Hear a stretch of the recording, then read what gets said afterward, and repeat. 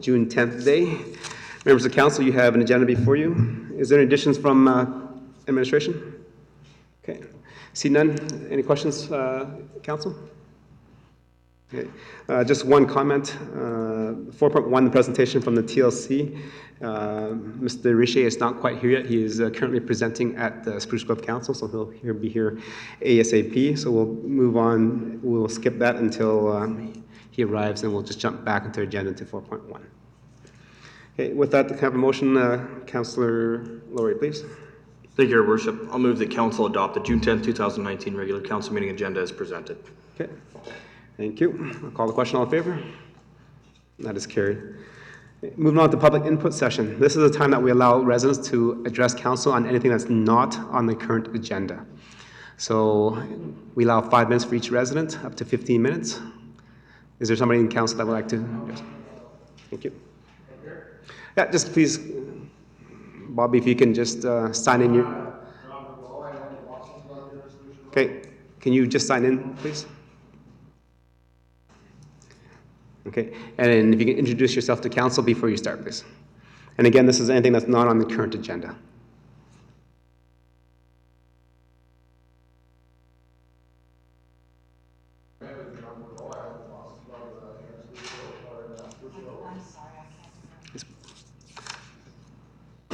Yep, it's on. So my name is John Burbeau. I own the boxing club in Spruce Grove. I have a shop out here in Stony Plain. So we're hosting provincials this year. We wanted to host it out at the Heritage Park Pavilion, but it was in February. You guys are all full, so we're doing it in Spruce Grove this year. Special prayer going out to the 2 professional boxers that are in coma tonight due to brain bleeds. Just like to invite you guys all out if you guys want to stop by. And I wanted actually to come here and speak against this tonight, but I can't do that, so nothing I can really do about it, but just be aware. Okay. Thank you, John, and I appreciate the invite and coming to speak, as I've actually attended quite a few of the provincial championships, and they are good to see the athletes there sit there. And it's been really good. They're all pretty good. It's been pretty hard the last 2 years. Tim Hague, you died in Edmonton. A lot of parents don't realize the difference between pro boxing and amateur boxing. So it's been a hard time for us to kind of separate that. So other than that, it's been going good because a lot of kids from Spruce Grove come to our club. okay. Thank you. So you invited us to the provincial boxing champions. What date is that? That's February 1st and 2nd. February 1st and 2nd? And of 2020. And okay, where is it located in Spruce Grove? It's being sponsored by the Super 8 Hotel. So it's at the Super 8? Okay, and then I would hope that you would send council invites too, so that we can purchase tickets and if we're able to go. Okay. Okay, thank you very much. Can we ask questions? You want to ask questions for clarity? Yes. Okay. Go ahead, Councilor. John, can you just explain a little bit about your about the club? Yeah, so the boxing club's been in Parkland for 58 years. Head coach is Jim Ditley. I'm sure some of you guys already know him. He's been coaching for 50 years. We do recreational competition boxing. We have a provincial champion this year. A lot of travel as well. One Ireland and October. We're taking them there. And ages? So we do 6-year-olds all the way up to our oldest member is 89. We do our program participants as well. So we have participants Okay. in a safe environment. None of our amateur boxers have died. Okay. Thank God. And that's right across Canada so far. So I'm a level 3 official for Boxing Canada. So we keep everything safe. We have rules every fall, and it's all safe. Okay, thank you. Councilor Matthews, you had a question for clarity?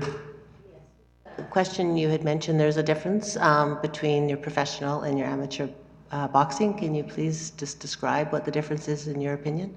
Yeah, so amateur boxing is a sport. Professional boxing is more for entertainment. So I don't know if you guys are aware, I don't know, say, but the boxer that died at the pro show 2 years ago, that's entertaining. So that fight, if it was amateur boxing, that would have stopped. After 2 headshots, fight's over. My doctor, was medical director at Boston, Alberta. He was a doctor that was at the show. A lot of things were kept from him that weren't, that would save the rest. Okay. Thank you. So it's just more for entertainment. People, I think it's good, if it's done proper, but it's hard to see a pro show be done properly. They wake up way too far, the day before, that's fine. Stuff happens. It's a dangerous sport, as it is, but when you start amateur boxing, it's weight, experience, and age. So, pro boxing, they bring in guys from Mexico that just want to make $1,000. We'll get people die all the time. Okay, thank you. 2 people that are homeless right now, 2 professional Okay. boxers that are very good boxers. So in amateur boxing, they get tested by a doctor before the fight. We don't really allow weekend much. If it's a provincial tournament, you know, there's kind of an edge there a bit. Usually boxers just box because they're at the weight class that they should be at. Or Mexico too, but it hurts the amateur sport all across Alberta. So if you're into boxing, yeah, you know one and the other. But if you're just a parent trying to enroll your kid into a sport, all the stuff on social media, it's hard. Okay. Thank you. Thank you. Anybody else? Oh, Sina, thank you very much, and thank you for the invitation. Okay, moving on to President. Anywhere in the audience for a public input session? Okay, seeing none, we'll move on to presentations and delegations. 4.1 was the TLC presentation for the 2018 annual report. And Mr. Richer is not here right now, so we'll move on to the Central Competitive Sports Commission. 4.2. Okay. Good evening, gentlemen. Again, if you can sign your names in there and then speak directly into the mics before you start, please. Yes.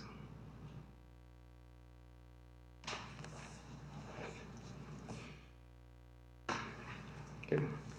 And again, the mics they don't pick up very good, so you have to speak right into them and just introduce yourselves to the Check, press. check.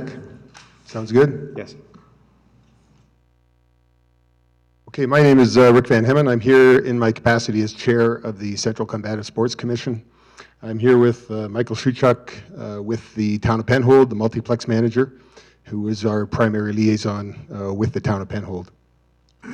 I did manage to send out some materials just earlier today. I actually had hoped to send them out last week, so you'd have some time to soak on them. So anyway, thank you, Your Worship, and fellow councillors for inviting us in today for this conversation. To bridge into this a little bit, really I think as you're facing the possibility of this event in October, a boxing event in your town, there really are 2 avenues of approval you need to think about. The first one is kind of a distinct and separate approval for the particular promoter and event. And then, of course, there's the approval that relates to our commission coming in and providing our oversight of the event. And really, I'm here just to talk to you about what the commission is, what it does, what we're all about. If there's other details related to the event itself, I'm sure Mr. Santino, who's in the audience today, can certainly speak to those. And Mr. Shuchuk can speak to any other matters that the town is directly engaged in with respect to the commission. I don't know, do I have control of this? Yep. Perfect. Where's the enter? There it is. All right, just a quick overview of what I'm going to run through today. I do have quite a few slides. I'm not going to dwell on all of them in detail. There's a few points I'd like to hit as I go through. I'll let you read on this a bit, but I want you to get a feel for what it is we do. What are our objectives? What's that look like before a show, during a show, how we deal with the promoter. And really all of this boils down to risk management, which is, I think, probably of ultimate concern, I would say, to this council. The appendices that were provided ahead of time, I believe you either have them now or you'll have access to them afterwards. That includes our bylaw that gives our commission its authority the code of conduct that we follow, and our revised boxing rule set, so you can see what's embedded in our rules, primarily for the safety of fighters. So the commission has a very, there we go. Might have to scroll this differently because it's not a PowerPoint presentation. Yes. I think I PDF'd it. All right, there we go. Really, we're there to provide oversight and control of a combative sports event for the safety, the health, and fairness of the event itself. So our fighter safety is primary in the objectives of a commission. You know, it is certainly an event, and you want people to come to this sporting event, and there's a certain reason why people like to go to sporting events. None of that really is of concern to the commission. We're there for the safety of the fighters. We want to make sure the matchups are appropriate. We do want to make sure it's competitive. And so we achieve that through, first and foremost, the proper sanctioning of the fight matchups. There's a process to go through to vet the fighters. What's their record? What is their current medical history? Are there any medical suspensions? There are centralized databases that allow us to do this in a very effective way, and we network with other commissions to make sure we're getting all the right information on these fighters. In the events, we provide staffing and oversight of the event through officials, various official positions. All commissions, as a rule, respect each other's decisions. So if some other commission has hosted a particular fighter in an event in the recent past, they've got a suspension on record for them for some medical reason, it's not ours to question it. If that fighter is trying to now sign himself up for a fight in another event, we will absolutely not allow that unless there's full clearance on the past suspension. And that often will require additional medical checks, sometimes additional tests before we're sure we'll let that go through. Beyond that, we establish a number of different policies, rules. We align those to best practices, standard practices through organizations like the Association of Boxing Commissions and Combative Sports in the United States. They manage standardized rule sets. They have the centralized databases. They ensure that all members are kind of following a standard set of practices. We adopt their practices and put them into our rules, along with some other things we do for compliance. All right.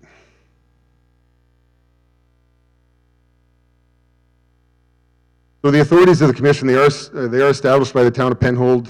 There is a bylaw specifically for that, which you have a copy of. That bylaw is directly aligned to the Municipal Government Act. It does give us powers that include the things you see listed here. And really we have a broad range of authorities. We are essentially in full control of the key areas of the event. If we choose to remove people from the fight venue, if we choose to intervene and cancel a fight just before it starts, that is really the purview of the commission to manage that. We do it either directly or through the referees, through the doctors, but we work as a very tight unit in the event itself. We definitely have the capability to enforce the rules, apply discipline if necessary. And the one thing you need to understand as a council is that if you invite us in, and this is really the travel provision. I didn't actually put the travel provision into the presentation because I know there's been a lot of dialogue back and forth with staff up to this point in time, and I think we have a collective understanding of what that is. But I'll stop and address it here for a minute. Most commissions are established in this province on a community by community basis, a municipality by municipality. So the Calgary Commission can only commission in Calgary. That's the way their bylaw is set up. The Edmonton Commission can only commission in Edmonton. There's various other commissions that have the same restrictions. The Penhold Commission, as I understand it, is the only one that has a travel provision in its bylaw. And from that perspective, it's kind of interesting. We've actually never, to my knowledge, even before I got there, commissioned an event in Penhold. But what it really means is you're inviting Penhold's authority through the commission into your town. So we essentially are acting on behalf of Penhold with your permission. Penhold essentially has jurisdiction over that event for the event, and if we apply any discipline for anything that's going on in that event, it would actually be Penhold applying enforcement and tickets and penalties through their system. So that's really the concept here, which is why there needs to be an agreement between Stony Plain and Penhold, essentially, that we can come in and provide the service and act as the Penhold Commission in your physical geography. Any questions yet? No, we'll just keep on going. We'll get to questions. A lot of effort was put into this current commission membership. I understand prior to my arrival, I've been on the commission for a little over a year and a half now, maybe about a year and 8 months or so. There was a prior iteration of the commission. I know it was stopped and then reconstituted later on. We have a strong set of members, community members. This is essentially a voluntary activity for us. We are all either senior business leaders, owners, partners, professionals in some capacity. None of us are in this for the money. The commission isn't in this to make money. It's not a paid position that we're in. I'm the chair of the commission. We have a chiropractor. We've got a store owner and a consultant business owner, senior leaders in here, an accountant with a partner in an accounting firm. We are very well represented with very respected and I would say very trustworthy people in the community that sit on this commission. We also stay connected quite closely with both the mayor and with Michael as a multiplex manager as our primary liaison. And all membership is approved directly by council. So council has a chance to review the folks that are proposed for commissioners, and they do that as required. I think we're all in for 3-year terms, and we vote internally on our executive positions annually. Prior to the event, we make sure the promoter's licensed. We do a little background checking. Want to make sure all the preparatory expectations are understood. We sanction the matchups. That's everything from the fighter records, fighter medical history. We approve or reject the matchups or identify requirements to make sure that the fight can continue. If we are uncomfortable for any reason, we start out by saying no every single time, and we force, between the promoter, the fighter, the coaches, the managers, and anywhere else we can get information that we will listen to, we try and make sure we're confident that the matchup is fair. It is possible sometimes that on paper fighters don't look like they're equally matched, and we need the additional context before we make our decisions. And beyond that, we spend some time securing the staff. So that's the referees, the judges, timekeeper, scorekeeper, inspectors, judges.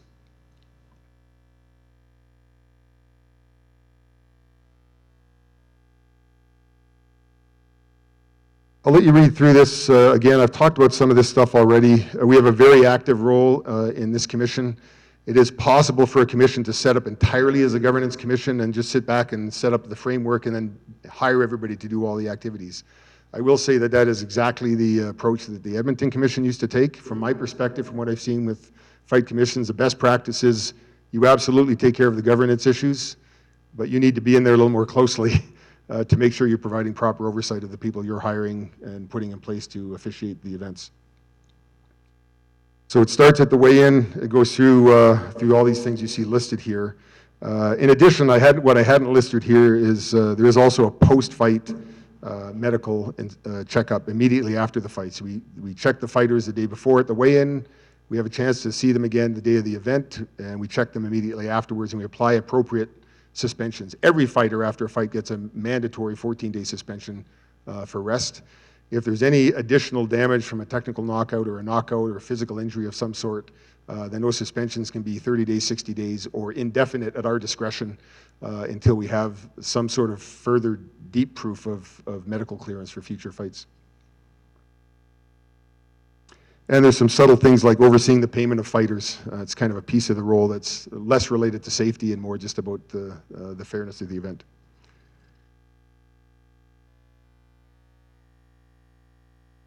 Majority of event-related activities are the direct responsibility of the promoter to set up, to organize, to fund. What we do is we insert our expectations into the promoter in terms of what must be in place for the venue, what must be in place for the fighters. We give deadlines. We require payment of certain things in advance. And so we have all of this stuff listed here. One of the key things is we require a $5 million insurance policy minimum for the event, and that must specifically name Penhold and the commission for that event.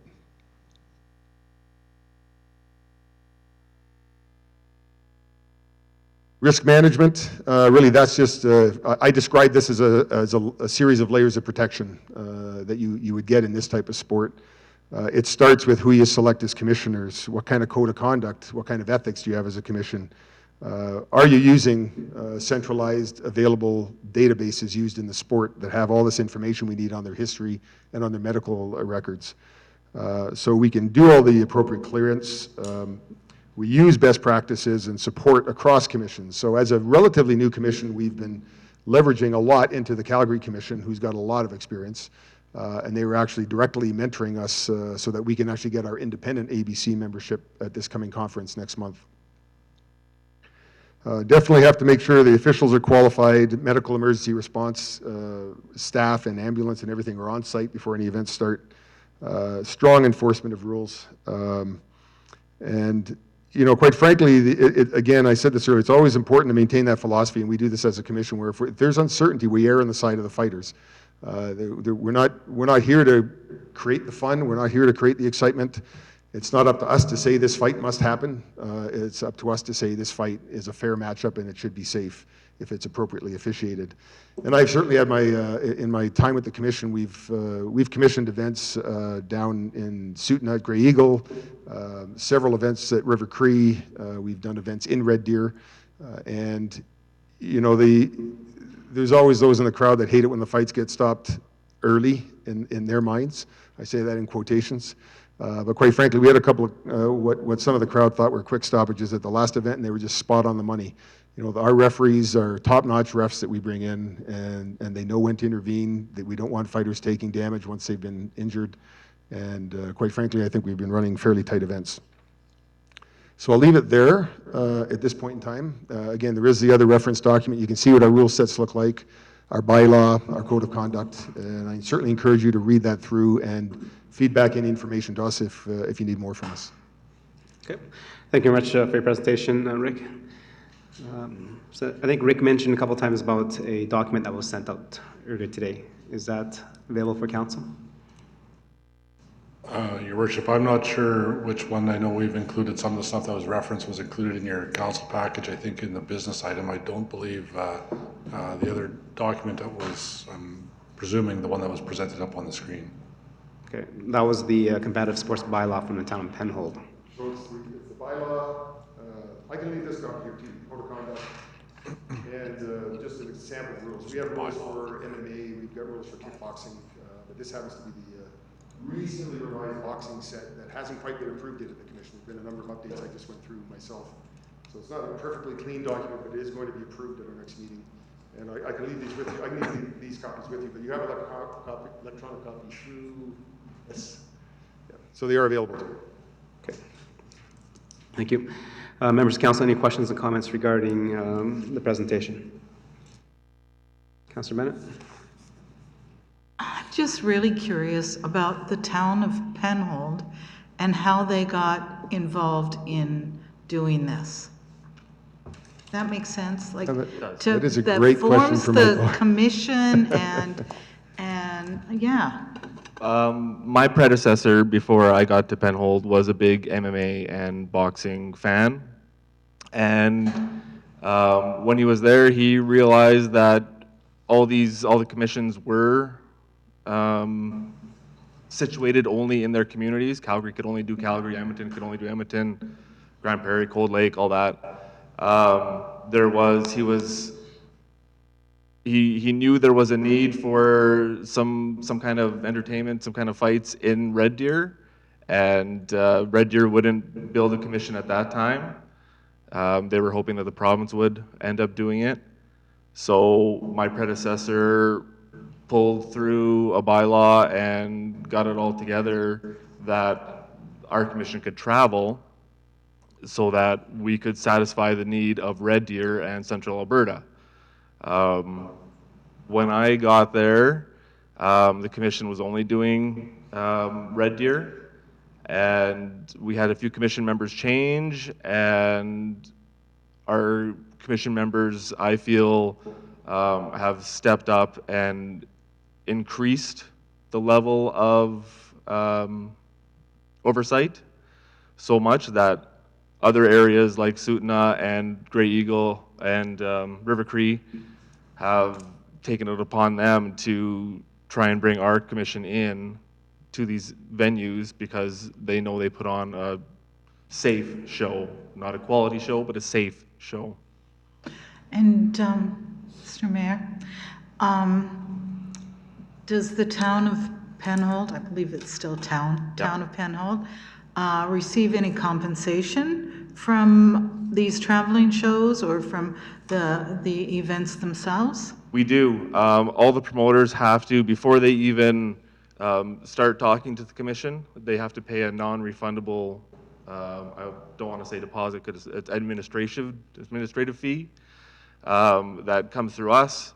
I then will put I'm sorry, what's your role? I didn't catch I'm the that. multiplex manager, so I manage our big multiplex Okay, facility, and then it's kind of recreation-based, so it's been thrown on my plate as well. Okay, sorry I interrupted. So Nope, that's then fine. the money comes, Money comes to us. I give the commission the heads up that this person wants to promote a fight.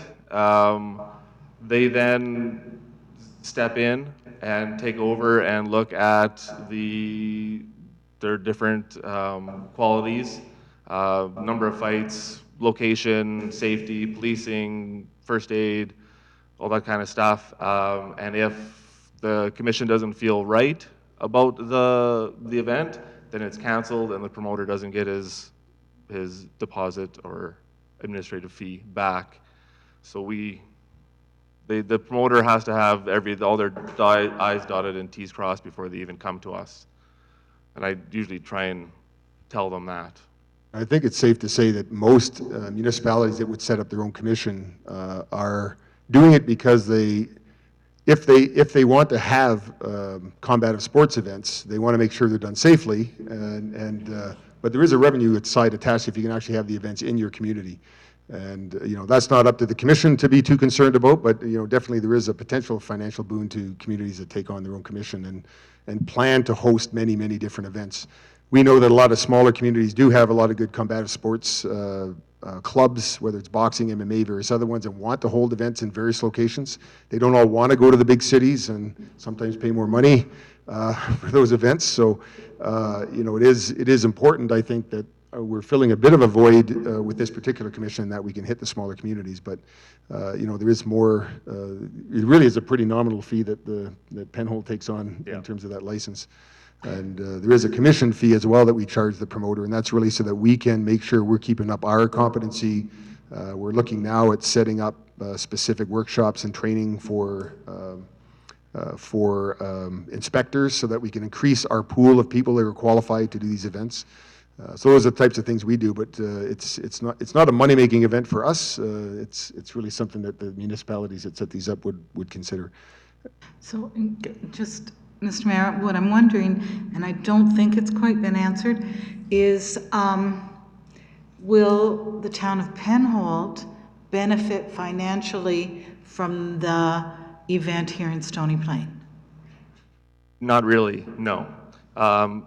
My predecessor thought it would. He thought that we would be able to host events in Penhold in the new multiplex in the facility. I don't feel it's feasible. So the commission's been in place since then. Right now, for us, it's more community building.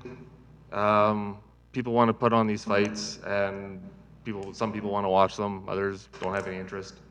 It's everyone's choice, but it does allow revenue for places like Red Deer who don't have their own commission and Stony Plain who don't have their own commission, rather than the residents going to Edmonton for a night of fun and going for dinner and a few drinks and watching the fight. They're staying here in Stony Plain. So at onset, it was to help benefit Penhold. Now it's, as long as it pays for itself and there's no cost to the town, we support it, but we don't expect to see any windfalls of revenue coming from the commission. Thank you. Okay. Councilor Fletcher? Yes, thank you, Your Worship. Thank you for joining us this evening and bringing an event that's possible to our community. When I look at the name, it troubles me. I'm all about sports. I'm all about a lot of things. I'm a lot about fairness in that. But when I look at the word combative, it has two definitions, and the definition and meaning are exactly the same thing. And it talks about pugnacious, aggressive, antagonistic, quarrelsome, argumentative, contentious, hostile, threatening, belligerent, militant, and warlike. And that, for me, throws up lots of flags. In today's society, I don't believe that we're trying to promote something that's combative between people. So I think that's something that you should really consider down the road. Is that word combative, for me, strikes fear. Having said that, the question earlier was asked of an individual, but I'm going to ask it to you, and I'd like you to explain to me the difference between professional boxing and non-professional boxing, in your opinion. How does that relate to some of the unfortunate things that have happened to some boxers over the past? And how do you keep that out today? Yeah, well, I will say that there's risk in both. There clearly is. We have, in some of our events that we've commissioned, we've allowed some amateur events, and that's specifically in MMA we've done that. I don't think we've done that yet in the boxing side, but definitely in MMA we've had events where we have both professional and amateur. Generally speaking, the amateur fighters are fighting fewer rounds, shorter rounds. They're not quite at the caliber yet where they're ready to step into the professional arena. I do disagree with the previous speaker who said one is a sport and one's entertainment. They're both sports and they're at different levels. And when you get to a certain level of competency and capability, then you may venture into the professional field, and it attracts the people who are better at it because of the money. That's really the difference, the fundamental difference between the two. So I think, and your point around combative sports, it's a term that exists. I must admit I haven't recently looked up the definition, but I totally understand that concern. But it's really just a term that exists to encompass boxing and various martial arts and their application. So, we take the same approach when we're commissioning amateur fights as we do professional fights, and we're particularly cautious when somebody's making the step from amateur to professional, especially in MMA where we've done both, because sometimes their records can be very invisible in the system. There's nothing in the professional database that talk about what their records are. The biggest thing that I'm concerned about is that somebody's had this fantastic amateur career with a ton of experience and nobody knows. It's not on paper, and they want to fight somebody who's already got a professional record of 2 or 3 fights, and we know what that looks like, and it looks like a brand newcomer fighting somebody who's got a little bit of experience, when in fact it could be exactly the other way around. So sometimes the amateur fighter, if we let that go, who's making his first leap into professional, might be totally he might be able to totally outmatch the other opponent. So, they all have the same risks. They all are wearing equipment. They're all throwing punches or grappling or whatever the case may be, and the safety requirements are exactly the same. We will I think when we did some amateur kickboxing events, and we required. The fighters didn't like it. They were hoping we wouldn't make them wear the headgears and the additional foot pads and additional equipment, but quite frankly, we forced it on them at that event down at Grey Eagle, and because they are not yet at that spot where they have necessarily the same amount of skill and control and that sort of thing. So I don't see that there's a difference in the mindset you go in as a commission. It's all combative sports. It's just at a different level. Yeah. So a bit of a follow-up question then. So the sport starts out as, we'll call it amateur. They all train somewhere along the way and transition from amateur to professional. And that's a choice that is made by individuals based on their training levels and stuff like that. So when they're going from the non-traditional, non-professional to the professional, who makes that choice? Is it the association that feels they're ready for that? Is it the individual that's been training for years that wants to move up to that level? I guess I look at it much like a professional hockey player. You succeed at something and you move within the ranks. And before us today is a bit of a decision that we have to make, that it brings professional sports to our community. So I'm just trying to figure, in correlation to some of the other stuff, certainly when you compare it to other sports where there's certainly more team sports and those types of things where there's a physical draft, there's a pull into the professional arena. There can be some of that in combative sports where, the bigger organizations like UFC might be looking at, amateur organizations lower down watching for up-and-coming fighters and trying to connect with, there's scouting activities all the time in those types of things. Quite often, from what I've seen, especially for the types of events we're doing here in Alberta, it's the fighter themselves getting to a spot along with their coach, their manager, saying, I think I'm ready. They work with others. They work through a promoter to try and set up a matchup. They propose a matchup. It sounds like a really good thing, and then it's a challenge of the commission that gets selected depending on where this event takes place to decide if that's a fair matchup. And that's the difficult part. We have the ability to say, no, you're not ready. And that's the toughest thing, is at that transition point, in my opinion, from amateur to professional, and where we have to be very careful. And so there are cases where, especially in MMA, we have amateur rules, advanced amateur rules, and then professional rules. And we do stage up the ability of, what they're allowed to do at those three tranches. It's not quite as, there's no staging like that from boxing. The rules are exactly the same in boxing, except for the length of the rounds and perhaps the size of the gloves in some cases. Yeah. Thank you. Councillor Meyer? Thank you, Your Worship. So, like everybody, I share the concerns about the fighters, and one thing I don't think we've quite talked about that I wouldn't mind speaking about is when you say all facets of the event are organized and under the commission's control. So two angles of that. One, security. Now, generally speaking, people who like to go to fights like to fight, and throw in a little booze, and all of a sudden you have sort of riotous behavior. Now, it doesn't sound like you guys are running anything quite like that, but I would be curious to know what security precautions, and specifically crowd control, I'm speaking of, and is that any of our job as a town? Yeah, so we rely on the promoter to provide the security service. Now, I specifically, in most events, the ones I go to, I do a particular briefing with security. And it's a bit of a mix there, because once you get out to the fringes of the venue, and it's kind of a bigger event in some cases, we can't claim we have control over all of that. But quite frankly, we try and assume as much control over security as we can. We control a particular core staff in and around the technical zone and the fight area itself. We have to manage the change rooms, the medical area, the access for emergency services. So there's certain things that absolutely are tightly controlled.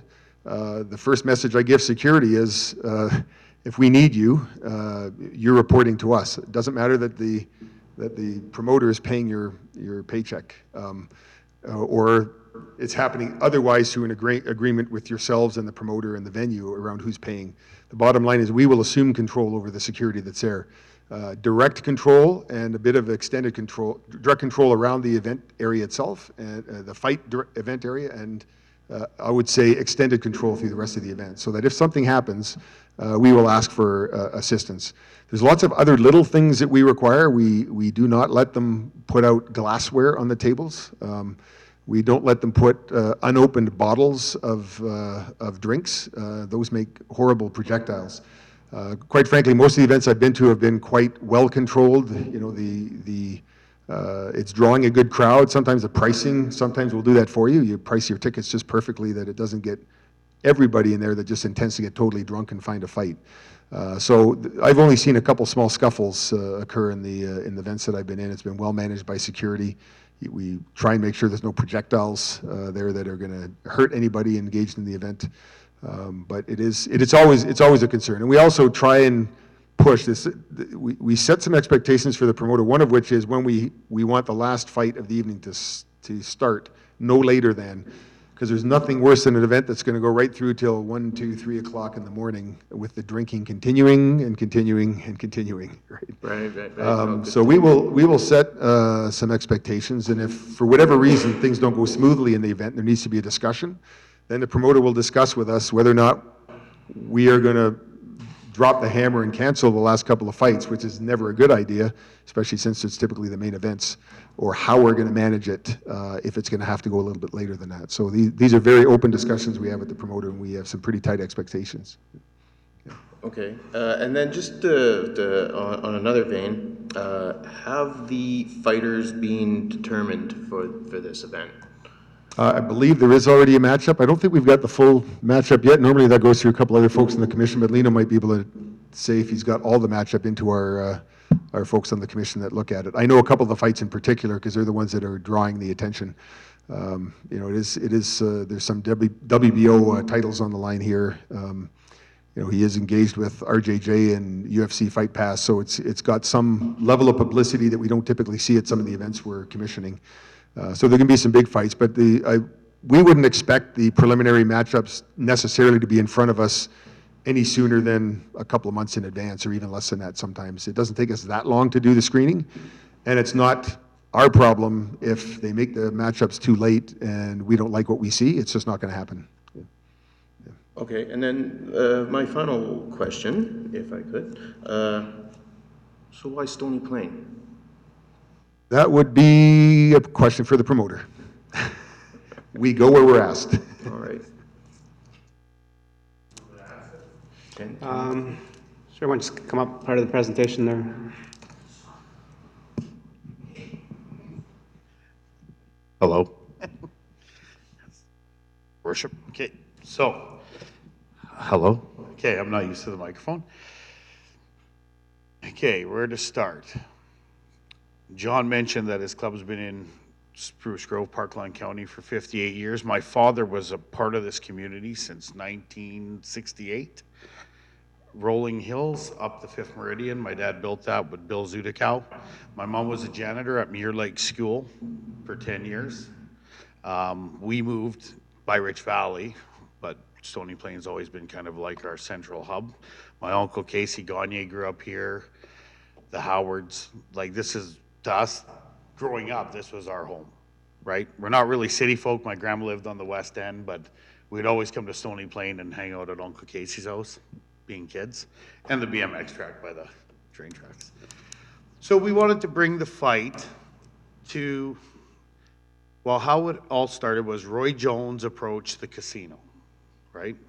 My boys are at the end of their contract with KO Boxing in Edmonton, and the casino denied Roy Jones the fight there. So Keith Valentry, who he runs Roy Jones, he's the main manager. He approached us because he wanted to sign the boys with Dana White, and I said, well, if we do that, we got to have fights in our town, like in our city. And they didn't want to go head to head with Mel at KO Boxing because they knew Edmonton is going through major trouble. And we said, well, we got to make sure everything's covered. So I've applied for a license. I've done all the background checks and everything. And the boys put that in their contract with RJJ. And so we get to host 5 fights up in Canada, televised on UFC Fight Pass. My boys finally get some money instead of, you know, they talk about amateur boxing and professional boxing safe. My son Carlito turned professional at the age of 16. My other son, Raphael, turned professional at the age of 18 because we were robbed from the corruption of amateur boxing in the city because Jim Titley and those guys, we weren't part of their boxing club. So my son was robbed at the Silver Gloves. I have it on video footage, every coach backed that up. Here nor there. I'm not going to slander one's character or go against them. My job right now is as a promoter is to generate revenue, to get the town on the map.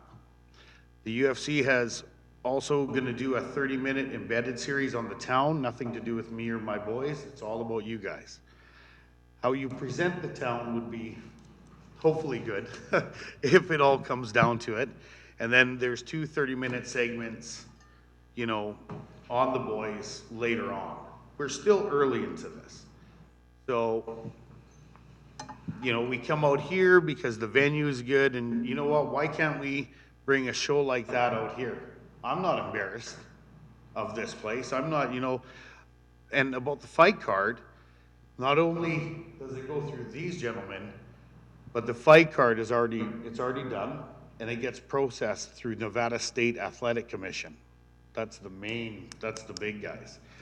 They sent the fight card back, everything was pre-approved now, I will send it to you tomorrow in an email. Providing the vote tonight, I'm only allowed to release the undercard. My boys are fighting for a WBO junior featherweight title. That's Carlito. That was just vacated by Oscar Valdez. Now he's the world champion. Raphael's fighting for the North American WBO title, and that's after 5 fights. My boys have never got an easy fight in or out of the ring in boxing. Okay? You guys can look us up, and you know what? You can't crucify my sons for the sins of me. There's lots of stuff on the internet. You know what? I've been doing this a long time. There's lots of smearing. It's not like that no more. I'm 43 years old. When I first started promoting, I was 26. I was very immature. My kids were babies. My shows always sold out. They were always popular. I've always followed all the guidelines. And I'm not gonna embarrass you. My kid's name is on this fight. My family's name. So if I'm gonna embarrass you guys, I'm gonna wreck their future. So I will not fail, and I won't make you guys look stupid. We just need that one chance to show that, hey, you know what? Not only Edmonton can do those events, but smaller communities can do these events, can rally behind these events and make them profitable. So we're gonna give all the liquor to the Kinsman Club of Stony Plain. The 50-50 draw, we have a contest. We said that once the tickets go on sale through the amateur clubs in the amateur boxing, that we will give them the 50-50 draw that goes to their club to support amateur boxing. Never asked for nothing. I funded this one. This one is with me and multiple partners that are not here tonight because they said, you know what, you're a good voice. It's very personal for you and your family, so I'm here. Spill it all out. You guys can ask me anything and I'll tell you. I'm not scared to tell the truth. I don't hide from nothing, so I can't stop people from dying. That's another thing. I'm not God. If you walk across the street and you get hit by a car, I can't stop that. If you get in a boxing ring and you get a concussion where you do have a bleed, I can't stop that. I can't see through your head. I'm a promoter. That's the doctors. We have protocols. We have safety implications for this. There is a difference between amateur boxing and professional boxing. Amateur boxing now was just banned in the Olympics.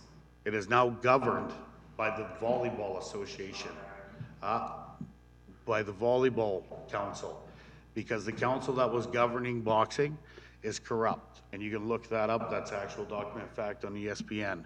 Second of all, you're putting children at risk in amateur boxing where they fight multiple times. When your child is young, the main thing is important is their brain development. Any parent that lets their kid fight more than 3 rounds over and over, multiple fights, 4 times a weekend, that's 12 rounds, that's extensive brain trauma. Every sport has it. My sons turned pro early. That's our choice. It's up to the athletes. It's up to their development, where they're at the level. We understand that because Christina's family, my wife's family, is Mike Bossy from the New York Islanders. He gave us the whole speech about concussions and, you know, so we just said, do it. If you're good at it, you'll make money at it. If you like to do it, I don't force my kids. It's all on the news. I take pride in how good they are. Yeah, I'm proud of them. Proud of them to be Albertans. Proud of them to be from like this community, this Edmonton area. And I would never try and jeopardize anybody trying to put something on the map that's never been done before. That's my take. So I don't know. I can go on all you want. Yeah, I'm a proud dad. Yeah, I used to be a fight promoter. I got my license back. But you know what? Nothing's gonna happen that's gonna be violent. This town's gonna make money. We're gonna get good exposure. And it's saying, hey, Edmonton, we can do this too. You know, I'm proud of this place. I don't, you know, anything that I come to rodeo days and I go to the Muir Lake pig roast. Like, you know, I don't mention that because that's my personal business. I don't want to slam John. John's a good guy. You know, I've never tried to stop him do anything, but obviously people have other intentions and I can't stop them. So that's it. I don't know, Blair, Pollock, and everyone's kind of waiting. Everyone's excited, so. And yeah, I got tickets for all you guys. All you guys. Councilor, any questions? Nope, Councilor? that's, I got it. Any questions? Okay, so moving to Councilor Laurie, please. Lino, first and foremost, congratulations on your boys' 5-0 records, both of them. That's a very, very good start to their careers, and I sincerely wish them a lot of success. You yourself said you don't know what councils do in an interview that I watched of you, and you're not a very good speaker, but you know what, you came up here and presented yourself very well, so thank you very much for doing that. I do have a couple of concerns and a couple of questions, and unfortunately, based on the limelight as to what happened with Tim Hague, you know, we have to consider that heavily. The city of Edmonton's facing a multi-million-dollar lawsuit. They're named as a defendant along with the ECSC and a couple of other people. So, you know, I think it's pertinent that as the town of Stony Plain and as council, we make sure that we're doing our due diligence and we make sure that things are set well. So the first question I have actually is in respect to what's named both in your bylaw, your commission requirements for promoters, and that you spoke to tonight in respect to the insurance certifications. The insurance certifications are very clear that they must include the town of Penhold and the CCSC, but in nowhere in there does it state that the insurance must include the host community. So I'm curious as to why that isn't the case and if the town of Stony Plain will be named in the insurance certification that is required by the promoter. Yeah, because we're empowered by Penhold, and Penhold can only speak for Penhold, we have what's in our bylaw that applies to Penhold and the commission. If you choose to want to be added to that insurance contract, you talk to Lino and see if he can get you added as well. I think most of the promoters that I've seen cover the event itself with the insurance agreement, but we explicitly request that we're included. That would be up to you to request that yourself of him. Oh, sorry. No worries. Grab his microphone. Okay, my insurance will be the same as my last event. I'm going to name personally every single one of you people, all the councilmen, personally name the town of Stony Plain, Parkland County. I will have those all, to name them, it's easy. I don't carry $5 million, I carry 10. I've always carried 10, because this one I was planning to carry 20. It's only $500 more. But if it's safe, right?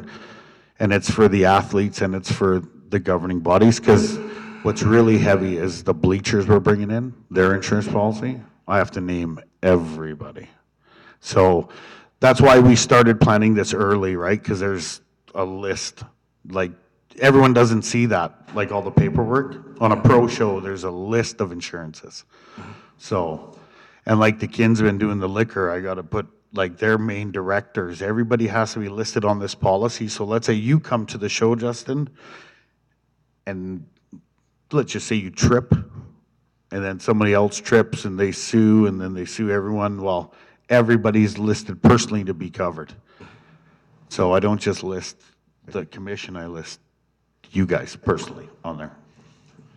And if I could just speak to the, I know I only briefly touched on the Edmonton situation earlier, and I know there's been a lot of questions out there, and I can't speak firsthand to what happened within the Edmonton Commission and all the events surrounding the Tim Hague death in that fight. But having read the reports and read the recommendations, it's very clear that there were some things that just weren't in place in terms of normal governance for commissions. Things that I consider best practices, having been in this for a while. I've been into combative sports myself for a good chunk of my life, judo, wrestling, karate, taekwondo, for a long chunk of my life. I understand what the risks are, and you know, it's unfortunate that typically who we're trying to protect the most in this is the fighters from themselves. Because even when we know a fighter shouldn't go in and we decide to cancel a fight, and we've canceled a few in the last year and a half, because they're just not in the condition to fight, when they show up, they find every argument in the book to continue to fight. They believe they're ready, they don't believe the medical results, they try and skirt them. They'll try and come up with every excuse in the book because they want to be in there fighting, and that's part of the problem. Is that fighters themselves don't even understand the risks, or they're just inclined to ignore them, which is why the commission's duties are very, very important, and we definitely take that seriously. But you know, I think when somebody gets in the ring and they haven't had the right clearance, and maybe all the right medical paperwork isn't in place, and nobody knows what condition they're really in going in, it's the kind of thing that can happen. And there can be freak accidents as well, which is why, insurance policies are in place. But I see that as kind of the last tier in a series of layers of defense here. We want to make sure that these fights really are well officiated, crisply officiated, and the matchups are fair in the first place. Hey, you guys haven't met my wife. Try dealing with her on safety. Okay. Thank you, Richard.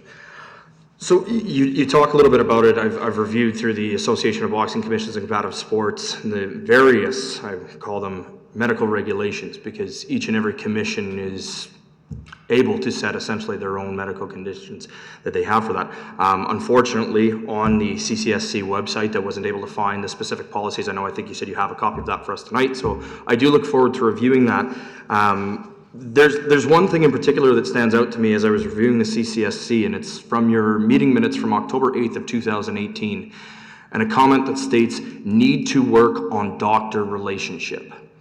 And so I'm curious if you can provide a little bit of background onto that, a little bit of clarity onto that. We're looking at maybe 8 to 10 months in the past now, not very long, and obviously this is a pretty major event, so I'm curious if you could give us a little bit of context around that. Yeah, actually, the good news is we've never had issues with the quality of the medical staff that we've had at the events. We have had the occasional case where a doctor that we're relying on to show up decides to drop out at the last minute and suddenly decides it's not what he wants to do. Those are the kind of things from the relationship side. I mentioned earlier about wanting to build a pool of more inspectors. The same thing's true about doctors. We're trying to make sure we can connect with a broader pool of doctors that have some interest, so we have some skilled people to come in. But we've had some very, very good medical staff so far. It hasn't been that type of issue. And what is your standard for number of ringside physicians that must be present at an event? The must is 1 at ringside at all times, but the only way we can maintain that, we discovered, is to always have 2. Okay, perfect. So you have 1 to do the post. Yeah, otherwise what happens is we delay the event ourselves, because the ringside one will go back and finish the post-fight reviews after one fight. And if there's blood and there needs to be stitches or whatever else is going on in the back, he could be there for quite some time before the next match gets going. So it's more of an efficiency issue. We've now resorted to always having 2. Sometimes they bring an assistant as well, and we do have the paramedics also there, along with an ambulance that must be there at all times. Good. Go ahead. Through the CCSC and through your medical protocols, do you have any requirement for fighters to undergo MRIs at the onset of their career, any point through their career, and especially after knockouts? Yeah, so that is at the discretion of the doctor, with one exception. The one exception that we will never make is if we find someone has been in an unsanctioned, uncommissioned event, and those things still happen out there. So there's no information in the database about what their pre-fight medical looked like, or their post-fight medical, or what suspension they received. Then we assume the worst happened and we force either an MRI or a CT scan, and that's their way back in, right? The doctors, for specific damage that can occur during a fight, they can tell us what that is. We'll agree in those cases on an indefinite suspension. So they'll be banned from fighting until they show up with something like that is satisfactory to the doctor. So not only do they have to do it, they have to go back through our doctor, and the doctor has to agree that they're now fit to fight again. If the doctor doesn't agree, we leave their suspension on the system. They can't fight. And so you speak about this, the system, the registration system, and memory serves me right, this is exactly the situation that happened with Tim Hague, is that he was in a sanctioned match that was an MMA match. I believe it was 2 months prior to the boxing match. Non-sanctioned. It was a super box, non-sanctioned, out of Lethbridge. They hold their own commission there, which does not require MRAs. Just to everyone know about the MRIs, it's now our company policy at Elite Championship Boxing, because I'm not just a promoter, I own the company. It is a policy that every year they get an MRI, not just sporadic to get licensed through these gentlemen. Mm-hmm. It's a policy in our company policy that we have, and I can provide that to you guys. Sounds like a best practice. As I go forward, and like I said, it was sanctioned by a specific commission. Yeah. And this is the challenge that we face here in Alberta, since we do not have an oversight commission in Alberta, the only province in Canada not to have one. My concern lies in how is your commission certain that you have all of the information on the fighters that is out there, including personal disclosure? Yeah, well, we're starting to add some more stuff to the paperwork, but quite frankly, if a fighter chooses to have a backyard brawl 2 weeks before and not document it, we would have no idea unless they showed up looking injured. And some of that stuff, if it happens too close to an event, the doctors can actually tell in the pre-fight clearances. So it'll just be something not quite right. And I've seen some fighters come in and their eyes just aren't quite there, and they've cut too much weight. And quite frankly, cutting too much weight can have an impact on the brain's ability to protect itself. So these are not, and it's not even just that, it can be bad on all of your organs as the body suddenly replenishes at too rapid a speed when they suddenly are through the weigh-in. So these are things all the commissions are actually very closely aware of. But we will go to the extent of talking to people that know them and talking to other fighters and talking to coaches to see if we can get more information. For the most part, you know, most of the fighters we see are trying to fight as often as they can, and we have to make sure those suspensions are adhered to, so they actually have the right amount of recovery time in between. But And understanding, Lisa, your policy states that the card must be in 3 weeks before. It sounds like this one obviously is going to be significantly sooner, which is great. Is 3 weeks enough time to do that much due diligence? yeah, I'd have to go back through. We have a time span in there, and it's in my expectations of promoters document. I can't remember what it says. We got some things that 45 days, 30 days, 2 weeks. We like the preliminary matchups as soon as we can. We've had promoters come in very late and want to substitute out fighters, and that gets interesting because if it comes in too late, we just won't do it unless it's crystal clear what the information looks like. And if we have to force a last-minute MRI or CT scan, we'll do that too. Okay, thank you. And on the undercard, they're all Canadian fighters. So what we did was we teamed up with they're coming in from Winnipeg actually, and all the fighters on the undercard are out of my garage. I don't even really spar my guys, you know, I don't believe in that. So all the fighters on the undercard are all Santoro boxing fighters, and I monitor all those young men very carefully. My sons are included in that in the upper main card. So with me, you at least got to understand that when it comes to medicals and professionalism, if it comes down to it, I'll call the fight even before. So we might just release the card and then Rick gets 3 fights on the undercard. It might go from a 10-fight card to a 4-fight card.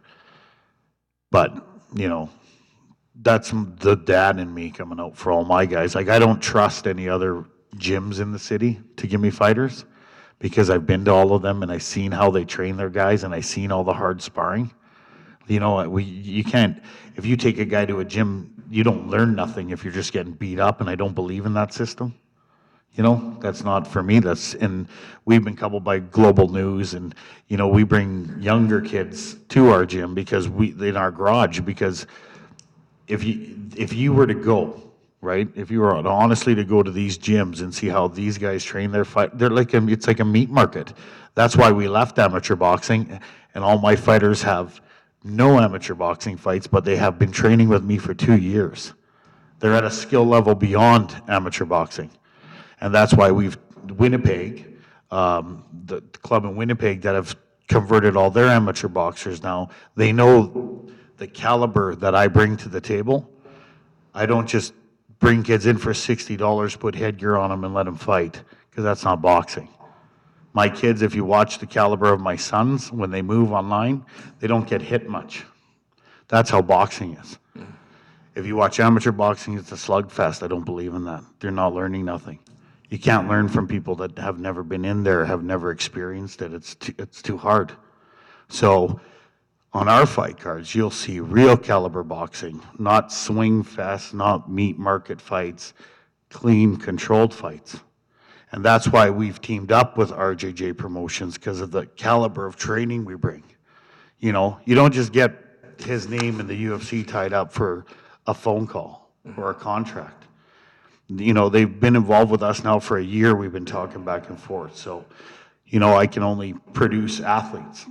So the caliber that's going to happen, if it does happen, will be top notch. And all those fighters will go through top stringent medical procedures. So if that's any questions, or if you guys require anything, I'll make sure that it's covered. If you need another CT scan, I'll make sure it's covered. I'm willing to put up that extra effort just to prove that this can happen and it's safe, you know? So that's all I can say. Thank you. Probably took more time than you counted on. Yes, thank you. And there's a couple questions that I have that I need to ask that has not been yet asked by members of council. So one of the things that I had written down was that this current bylaw from the town of Penhold was adopted first reading January 8th, 2018, then subsequently second and third reading on January 22nd. Since a new MGA just changed over January 1st, 2018, is this compliant with the new MGA rules and regulations? I'm not too deep into the MGA. It's the document's a little bit over my head, but as far as my CAO and the lawyers have told me, that yes, it is compliant with the new MGA. Okay, thank you. What's that one? Okay, there's a couple times of mentioning of Kinsman running the alcohol sales and etc. Have you already contacted the Kinsman Club of Stony Plain? No, see, how it worked is, we thought we'd go in front of you guys first. The whole show is all planned already, okay? The minute it's either yay or nay. If it's yay, tomorrow I'm gonna be here with a whole bunch of checks for everybody. If it's nay, then I'm not gonna be here tomorrow, right? So, but the whole show from start to finish is planned. We have security in place, just to let you know. So we got 4 off-duty RCMP officers and we have a security company. That's my obligation. The liquor I was being nice because I know it's a Kinsman, right? So I don't really know how to run a liquor at an event, right? So I thought, oh, and I don't want to. That's too much headache, so I give it away, right? I don't mind selling tickets. I don't mind putting up posters. I don't mind hiring the commission, but when it comes to like liquor and that stuff, it's not my cup of tea. 50-50 I can do, like, you know, that's easy. But like, I'll be honest, I'm not a liquor guy, so I just, if it all goes through, I'm just gonna phone the kids and say, there you go, guys, you want it? If not, I don't even need to serve liquor. I'm not one to drink at these events. You wanna drink, go to the bar. So whatever, you know what I mean? I'm not a drinker. But Okay. Thank you. So I did have the question about 5 million liability that was in the Penhold bylaw, and it says list the Penhold and also the essential combative sports, but doesn't list town of Stony Plain. From what I heard, from what you said, that town of Stony Plain will be named in that liability, and instead of 5 million, you're going up to 20 million? 20 million, yeah. It's only $500 more. I go to Klondike Insurance in the city, so we got quoted on 5 million, and it was like $1,260. And then my wife just got requoted today on 20 million, and it was only $2,200. So for the event. So you know what? Like, I'll spend $500 more just to get the extra coverage. Like, it's just coverage. You know, you guys want your name on it, done. Okay. Thank you. I had another question about security, and I think that was addressed by yourself, Rick, that you guys try to maintain everything secure within a certain parameter. I think I'm appreciative of hearing that because we just had one of our biggest events, which is Farmers Day and Rodeo, which again, we do the same thing as we try to contain as much as we can in the core section. And as you go further out, you know, there's definitely, you know, we can't control everything. And I think that's what you're saying here is that the due diligence is to make sure that the arena is safe, the change rooms are safe, everything else in the facility is safe. What happens at the bar somewhere else, you guys can't control. And if something happens at the parking lot, can't quite be there, right? Actually, if you've been to one of my events before, we control the whole parking lot. From the entrance to the venue, it's my job to control that. I don't need patrons going to cars. Because with certain detractors of this event, I don't know who's going to show up to cause trouble so the event doesn't go on. So basically, you got to run it like an iron fist. More security is better than not enough security in my take. Okay. You know, pay a little bit extra, be a little bit more cautious. Okay, that's very good to hear because the location that you're proposing to host us at the Heritage Park Pavilion area, there does need to be parking controls, especially if you want people out in an orderly fashion so everybody knows which way to go instead of they all trying to jam to the exit at the same time. So, which is very good. My next thing is under the bylaws from the town of Penhold, the very second last clause in there is that the town of Penhold has to approve this, and I've noticed that it was done on May 27th at a council meeting for the town of Penhold, but it also requires a bylaw for the town of Stony Plain. And what is the timeline for the town of Stony Plain to create a bylaw to allow the town of Penhold to run and commission this event? According to the section 14 in the travel, you don't have to create a new bylaw, you just have to accept ours, which is kind of what the motion we're going for today. Okay, It's written that it needs to be agreement between the two towns, and I proposed at one point a format, but there's lots of ways to cut that. So as long as the two towns reach agreement in some form, that's really the critical piece. okay. And in terms of agreement, will that be through our CAOs as agreement or through mayor and council? Through mayor and council. Our council approved the commission to be able to come to Stony Plain, contingent on the fact that if Stony Plains Council also approves it, if you guys don't approve it, well, then the commission's not allowed in Stony Plain. Okay, So it's already been approved in the town of Penhold's end. We're just waiting on your end. okay. So that sounds good. Then that's part of the recommendations of if we approve it, then the professional boxing match is happening on October 19, 2019. So, And if there is a view that in future you might do additional events, I had suggested, and this, you can consider this at any time, you can create an agreement with Penhold that we are approved over a longer time frame. That doesn't create any pre-approval for any promoters that come up. They would still need to come separately for your approval for each event. It would just means that we wouldn't have to go through an approval if you thought you might do 10 of these in the next 5 years. You could create a longer standing approval agreement with Penhold, and it just smooths out that piece of the administration. That's all. okay, thank you. Mr. Worship? You do know it's a whole week, right? I'm renting that venue for the whole week. Yes, it is. Okay, written there. okay. Because I was like, oh, one day. No, we're doing the whole week. No, the whole week is there, but the actual date of where the commission Yeah. is fully. We only worry about the weigh-in and the fight event itself. Everything else is whatever it is. Okay. Thank you. That's all the questions I had, so I don't see more hands up. So thank you very much for your presentation. There will be a business item that will be dealt with later on, and then at that time, council will make our choice. Thank you very much. Thank you very much. Okay, thank you.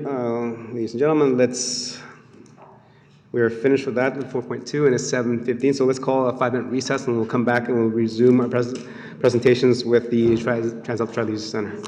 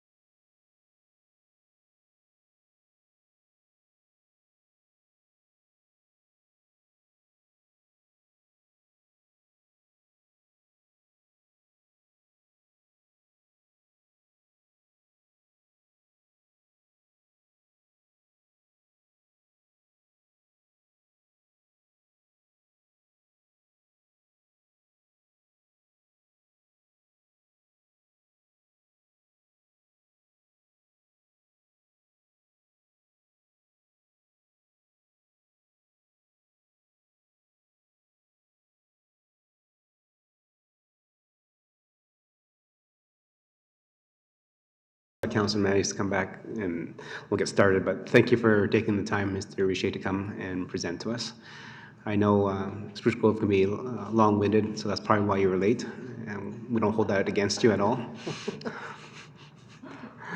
But I'll definitely let Spruce Grove Council know that I said that.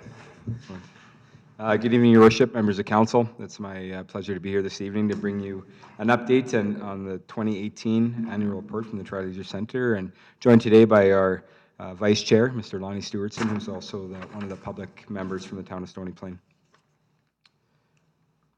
So this evening, I will be touching on a number of things from 2018 year-end, including some main objectives, highlights from the past year from a staffing, statistical, and programs and services perspective, review the operational budget, including revenues, expenses, and the cost recovery rate, also a review of the capital and infrastructure projects that were approved in 2018, and then conclude at the end with a summary and an opportunity, of course, for council to ask any questions they may have.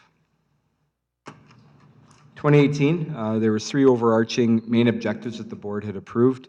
One was to enhance customer experience or continue to enhance customer experience, continued improvements to building amenities, as well as strategic priorities from the board's perspective. When it came to enhancing customer experience, some of the key items were adding customer service experience representative hours during peak times to decrease wait times and enhance the overall customer experience as it pertains to things like registration, drop-in payments, addressing questions, sharing information, those types of things. There's also internal changes were made to better ensure consistency of information that was provided to patrons and the handling of situations as well. Additionally, from the pool perspective, following a report from the Life Saving Society, there were recommendations with regards to the lifeguard to patron ratios, which were implemented, resulting in minor changes to the lifeguarding hours, primarily in the early mornings when we used to have 1 guard on deck. Most times now we have 2 on deck. And then ongoing development and enhancements of self-serve options when it comes to the TLC, streamlining access and facility use, things like the RFID bracelets, implementing a portable scanner, online registrations, and that sort of thing. From the building amenities perspective, the North Arena lighting fixtures were replaced with LED lights, so part of that phase project. There are enhancements to the Child Play Center, and a continued focus around the tile and grout in the pool area. There were some issues around slipping on deck due to the wearing of the tile. That trial patch area was very successful, and so we'll be moving forward with phase 1 of the replacement this year and proposed to phase 2 in next year's budget. From the board's strategic priorities, from their strategic plan, 2018 was the first year of the long-term capital plan that was rolled out. And going forward, we'll be updating that on an annual basis to give councils advice and information ahead of time with regards to the long-term capital needs of the facility, and be working through the general managers of each of the municipalities to continue to provide that information.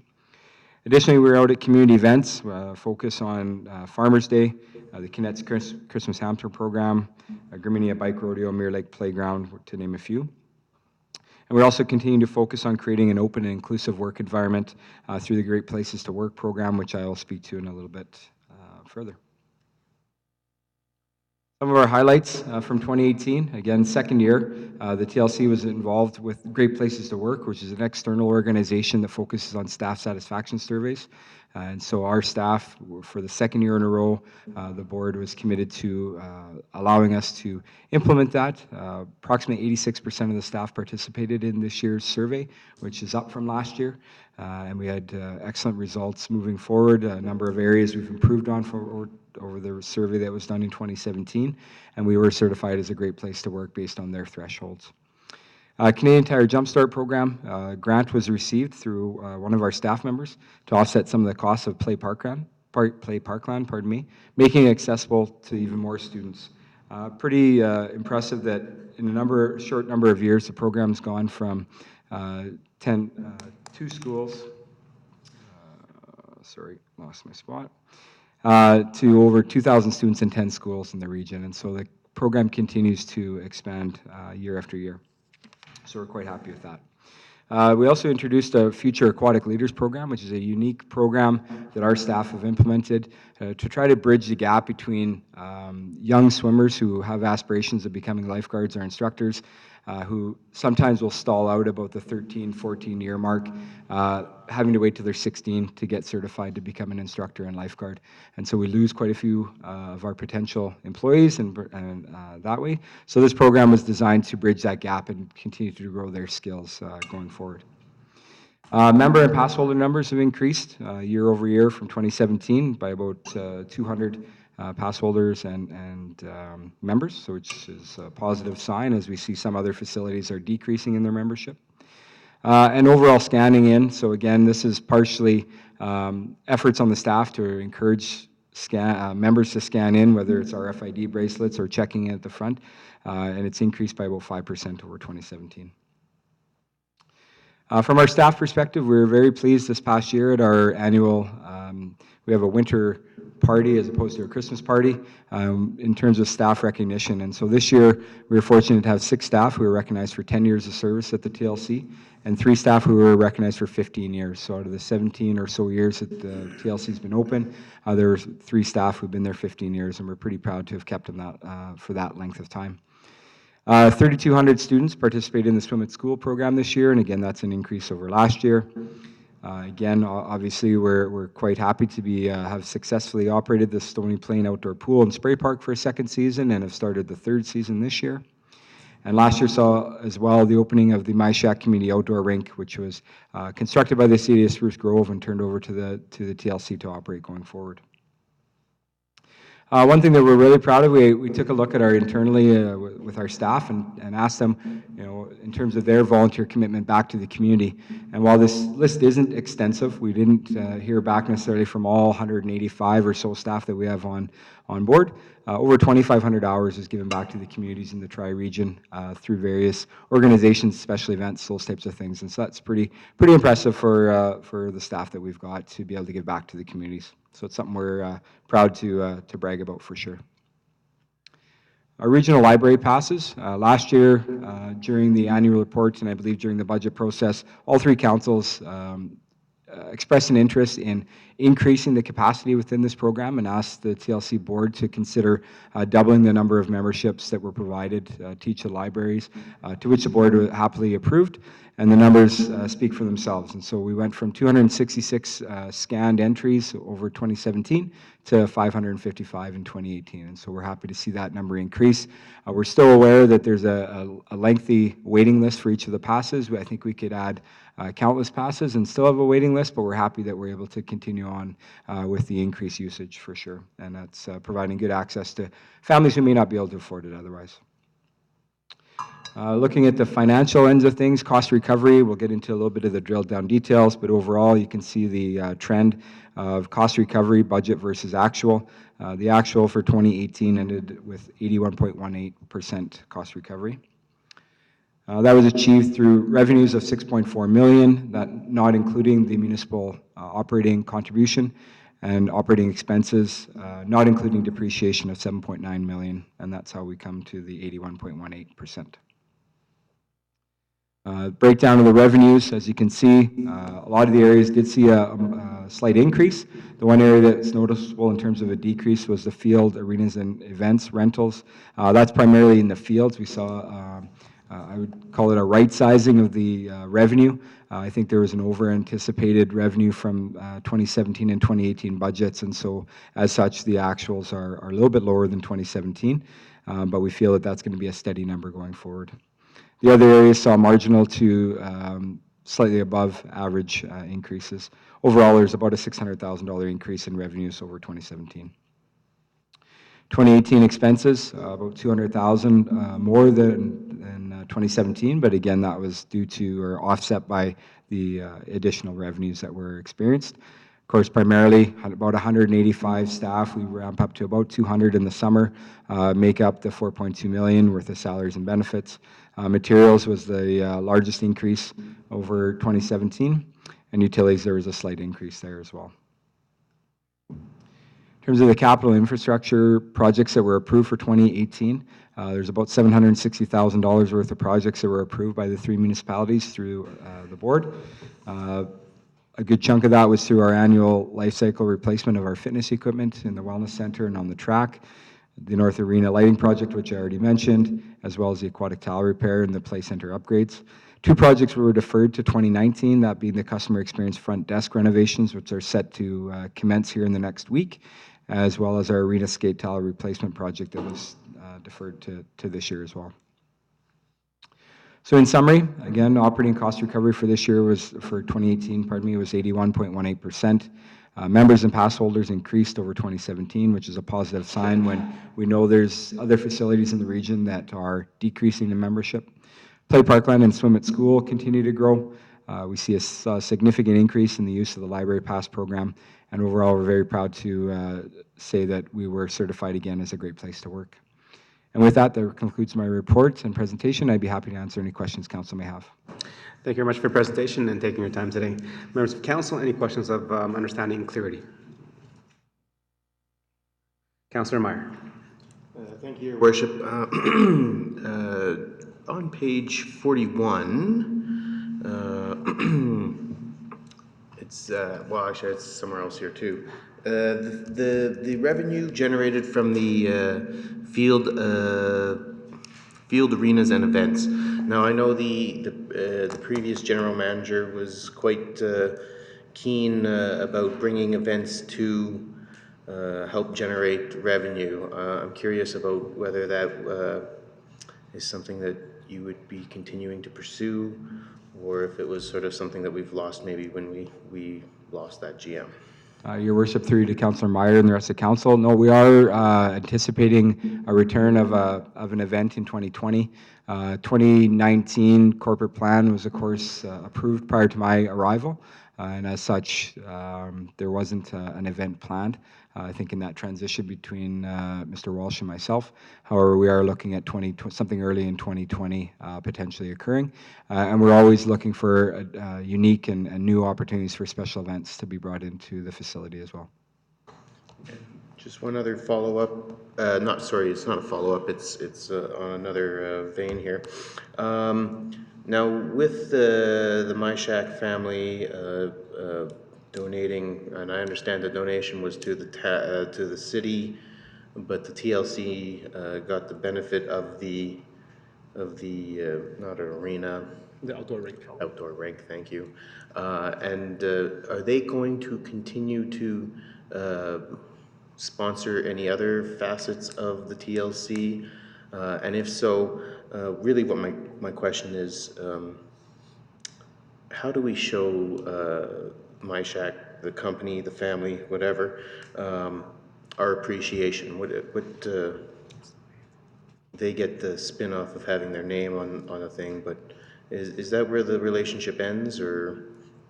Your Worship, through you to Councillor Meyer and rest of council, there that is a sponsored area, no different than any of the other internal or sponsorship areas within the TLC's boundaries. They agreed to, they were a previous sponsor of our seating area, and when the new opportunity came for the outdoor rink to become a sponsored area, they chose to transfer their sponsorship to there, which was an increase in value. And as such, they do have a couple of rink boards, both on the inside of the rink as well as the outside of the rink. They're working on an additional sign to be erected there this year. So there is plenty of opportunity as per our other sponsor. It's no different than any of our other sponsors within the facility. I should mention that the City of Spruce Grove did build the facility. MyShack group of companies weren't involved in the capital side of things. It's their sponsorship took place following the construction, and so they're in a current 5-year agreement on sponsoring the outdoor rink. Okay, and then just a follow-up question to that. Do MyShack employees have any special benefits? Do they, or would that be separate from a sponsorship? Your Worship, through you to Councillor Meyer and the rest of council, there are conditions within the sponsorship agreement. Everyone's a little bit unique, depending on, we kind of have an array of options that each company can select in terms of their what they receive in exchange for the sponsorship. Off the top of my head, I'm not sure what their employees receive. I certainly can follow up through Mr. Hill and get that information to you, though. That would be appreciated, yeah. Thank you. Any other questions, comments? Councillor Bennett? Thank you, Mr. Mayor. One thing that I've noticed the last few times that I've gone to the TLC, and a few years ago, I think the philosophy of the TLC was that it was a wellness center, and as such, the vending machines were all, they were all water, power drinks. There wasn't any name brand sodas in any of the vending machines. And the chips and the edibles, the snacks in the machines were more sun chips and that kind of thing. But the last few times I've been there, I've noticed that that's changed. That I believe it's Pepsi, Coke, and so there's Coke in the machines, and there's Coke, and there's candy bars and things like that. Has your board discussed or your administration discussed that philosophy, that it's a wellness center, and so wellness, to encourage wellness, you would also encourage healthy eating? Your Worship, through you to Councillor Bennett and rest of council. Under the previous agreement with Pepsi, there were no conditions put on the percentage of healthy options. Within this current new agreement with Coke, we went to RFP this past fall, and that was in there, that a certain percentage of the options needed to fall within the healthy choices guidelines. So that is in writing that it needs to be there, and there certainly has been an increase, or they're maintaining that. Having said that, there is a balance for sure, and going forward, we will continue to review that and work with the board to make a determination as to where that's going to go. However, it is a revenue generator as well, so there's that balance of revenue coming in, and we continue to work not only with our vending machines, but with the restaurant and the concession as well. Going forward, we certainly will keep that in mind. Good, thank you. It just always seems to me that in creating revenue, sometimes we're selling our health down the river in order to create revenue. So I'm encouraged to hear that you'll look at those options. Thank you. Okay, go ahead. Hey, Mr. Mayor. We don't get into the nitty-gritty of what is in specific vending machines. I do recall having a discussion with a previous admin who indicated, although we wanted there to be healthy snacks and such, people don't necessarily buy it. So there's a balance, that's struck, and we get revenue from whatever profits are made as a result of those machines being there. And quite frankly, the healthy stuff doesn't move as well as a Diet Pepsi does. Okay. I do appreciate the fact that Councillor Bennett did ask the question, and it was answered that in the previous contract, there was no percentage of healthy snacks and options. And with the current contractor, there is a percentage of healthy snacks. So from there, that's a step forward in the direction that you mentioned, so that the TLC is looking at better options for our residents and people that use the Tri Leisure Centre. Thank you. Just one further item that's been going around in my head. I really appreciate the community activity, the community engagement that your staff has within Stony Plain and Spruce Grove. The fact that they attend Farmers Day, that they, it kind of makes the TLC part of all the communities instead of just an entity where the staff is part of the TLC and that's it.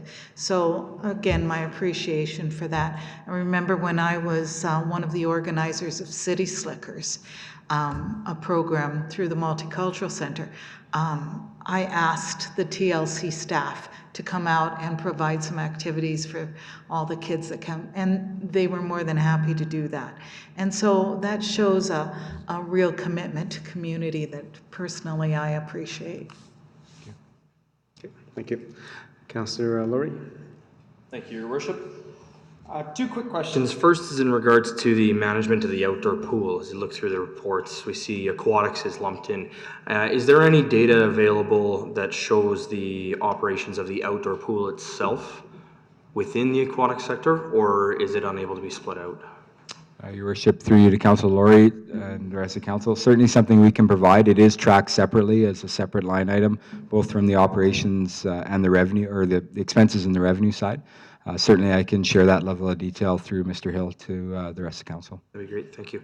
And the second is just in regards to the level of engagement that the TLC has had with the town of Stony Plain and the discussions about a new recreation facility. Can you just speak a little bit to, has the TLC been approached? What kind of discussions have gone on?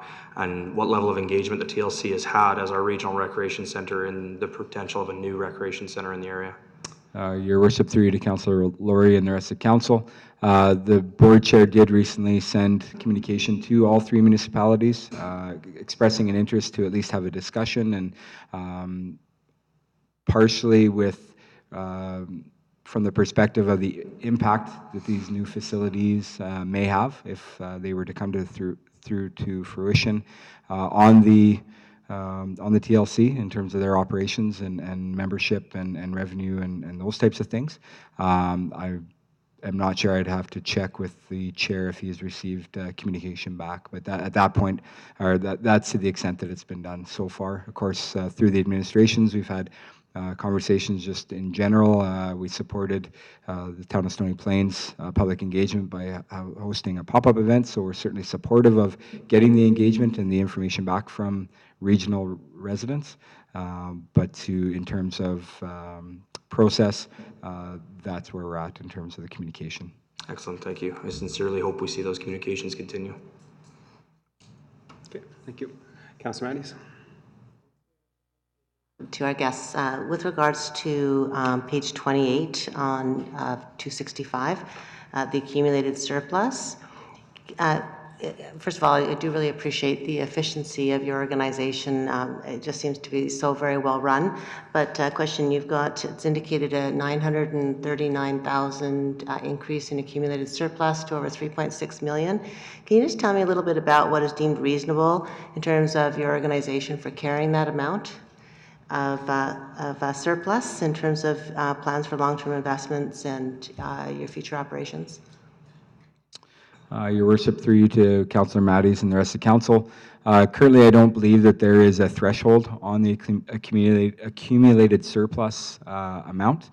It's taken on a year-by-year basis. Of course, this evening we do have a request to spend some of the accumulated surplus on an energy efficiency grant. It is something, though, that I think the general managers of the 3 municipalities and myself have started to discuss in regards to future amendments to the MOU, and I think a threshold of some sort is likely going to be discussed for sure. So long story short, I don't have an answer for you right now in terms of potential thresholds, in terms of what is the appropriate amount. Difficult to say in the unique format that we have, because at any point, should there be extenuating circumstances, we have the ability to come back to all 3 municipalities for a request of funding outside of the budget process. So I think we're comfortable with where we're at with the money that is there. Should something emergent take place, that those monies are there if it's needed. Having said that, we also know that the 3 municipalities would be receptive to hearing any additional requests should it be deemed necessary. I just may follow up on that. It would be nice to see some planning with regards to some long-term strategies that you might be considering with regards to those funds as well. Okay, and I'll ask a secondary question to that, since Councillor Matthews brought that up. So if you look at page 19 of the report, or where it says your 2018 operating revenues that you have on the slides. So all in, including the municipal contributions from the 3 municipalities, is $8.16 million. Right? But if you go to the next page, where all in expenses is $8.3 million. So when you take 8.16 minus 8.31, you don't get $939,000. So how do you get $939,000 surplus when your revenue does not exceed the expenses by that much? Your Worship, to you and members of council, that includes depreciation. In the presentation that I made in the slides, that took depreciation out, and that's how the cost recovery is calculated, as well as the overall surplus. So it's an accounting procedure, but when we're reporting and based on the recovery rate, cost recovery rate, depreciation is netted out. The totals that are in the annual report are inclusive of depreciation. Okay, so my secondary question to that is because I also did on the previous page, I gotta find it, where it says, on page 18, where it says operating overview, in terms of revenue of $6.4 million, which is less the municipal contributions, but the operating expense is 7.9, less depreciation. So if I take that figure and I subtract it from what is fully reported under 2018 expenses, is only $231,000. So that is the depreciation that has been recognized in this report. So if you add that to the $143,000 difference from your expenses to from your revenue, is only $470,000. So not quite the $939,000 that's reported on the surplus. So I can't get the numbers to match. So I'm going through the report and I'm adding these numbers together, and my numbers do not match $939,000 surplus. Your worship, through you to yourself and members of council, certainly something you can follow up with through the financial statements. We did run the numbers. We had our finance supervisor review the report, and she was comfortable it was in there. If there are errors, certainly we will report back, and we will provide that information through Mr. Hill with how the numbers were achieved in terms of the surplus. Okay, I appreciate that. And then, you know, I'm not questioning anything. I believe it's there. As a layperson looking at the numbers that are presented, I can't find out how that number got there, because it does show depreciation, it does show all the other stuff. And if I add all those numbers, they should equal 939 somewhere in this report. And I can't find the numbers to make that happen. Our apologies for that. We'll make sure that that's corrected for next year. Thank you. Any more questions? Thank you for raising that question. Any other questions? Councilor Lowry? Thank you. And just for clarification, if I may, and Mr. Richer can correct me, but I believe, does that $939,000, does that not have to do with the outdoor rink and how the accounting was completed on that? Your worship, through to Councilor Roy, the rest of the council, you're correct. Thank you for tweaking my memory on that. Certainly that is information that's in there. However, we can provide that next level of detail to council through Mr. Hill. Yeah. Thank you. Any other questions or comments? No. Okay. I definitely just want to say thank you for the great work that you guys are doing at the TLC. There's one stat that really stuck out to me, which is on, I forget what page, but on page 38, somewhere around there, where it says that the number of, let me just see it. Okay, so the number of the programs offered had actually decreased from 2017. 2017 was 323 and 2018 was 250, which was a decrease. But yet your participants went up from 1,169 in 2017 to 1,302, so which is a great consideration of programming and having more participants. So again, I can see some of the efforts that have gone to the TLC to make sure that there's a high cost recovery for municipalities, so that we're not continuing to have financial contributions from our communities to pay for the TLC. Any other questions? Thank you. And before I let you go, thank you very much again for the great job you guys do. And just an FYI for members of council and the members of the audience that are here, the TLC is operated in a very different way than other municipalities that own and operate their rec centers. A lot of rec centers have financial and background support from the municipalities. So therefore, the accounting, the payroll, and the HR, et cetera, is done by the municipality and not done by the actual rec facility itself. This is very different because our TLC does everything in-house, so the full recovery of 81% is a full recovery of 81%. And there's no other hidden expenses that are covered by the municipality. So well done, gentlemen. Thank you. That's Proceeding with the MCCAC request, or I'm not sure how. That is down under, that is under business items 9.2. Would you like to, address that too? Your worship, I think the intent was to have the TLC speak to that topic at this point in time. Okay. So members of council, it's also item 9.2 on our items, and that's recording the contribution. Your worship, members of council, thank you for allowing me to speak to the second item here this evening on behalf of the TLC's Board of Directors to request council's approval to allocate funds from the TLC's restricted reserve as part of an energy efficiency grant application through the Municipal Climate Change Action Centre. The Recreation Energy Conservation Grant was recently announced, which will cover up to 75% of the cost of energy efficiency methods in recreation facilities. Each municipality is able to apply for up to $750,000 towards the cost of implementation of these projects, and the funding is being funneled through the MCCAC. While the TLC is an eligible facility under the program, it does require one of the municipalities to submit the application and be the signatory on the offer letter if approved. The City of Spruce Grove's administration has expressed an interest in allowing the TLC to apply under its name, so long as the project in its entirety is handled by TLC administration, which we fully support. The TLC is in a fortunate position, having had a lot of the legwork already completed in preparation of the application for this grant. In late 2018, the City of Spruce Grove allocated a complimentary energy audit they received from ATCO to the TLC. The executive summary of ATCO's final report indicates that there were 4 main projects the TLC could consider following through with. First being a combined heat and power unit. Second, a lighting retrofit. The third, boiler replacement, switching to condensing boilers. And the fourth was an HVAC recommissioning. Through a review of the recommendations, TLC administration feels that the lighting retrofit and boiler replacement would be to have the greatest impact and potential funding based on the potential funding maximums. These 2 projects have a combined cost of approximately $755,000 and are projected to provide the TLC approximately $107,000 in energy savings, paying for itself in 2 to 3 years.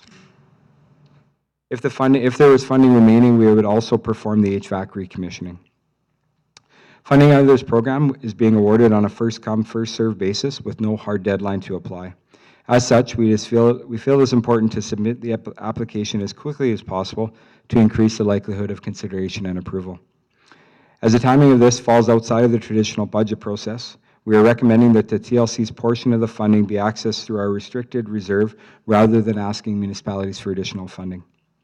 As per the current MOU, all 3 councils must approve the expenditure of the restricted reserve, which of course is the reason why I'm here this evening. At their May 16th meeting, the Board of Directors approved the expenditure of up to $250,000 out of the restricted surplus towards this grant application.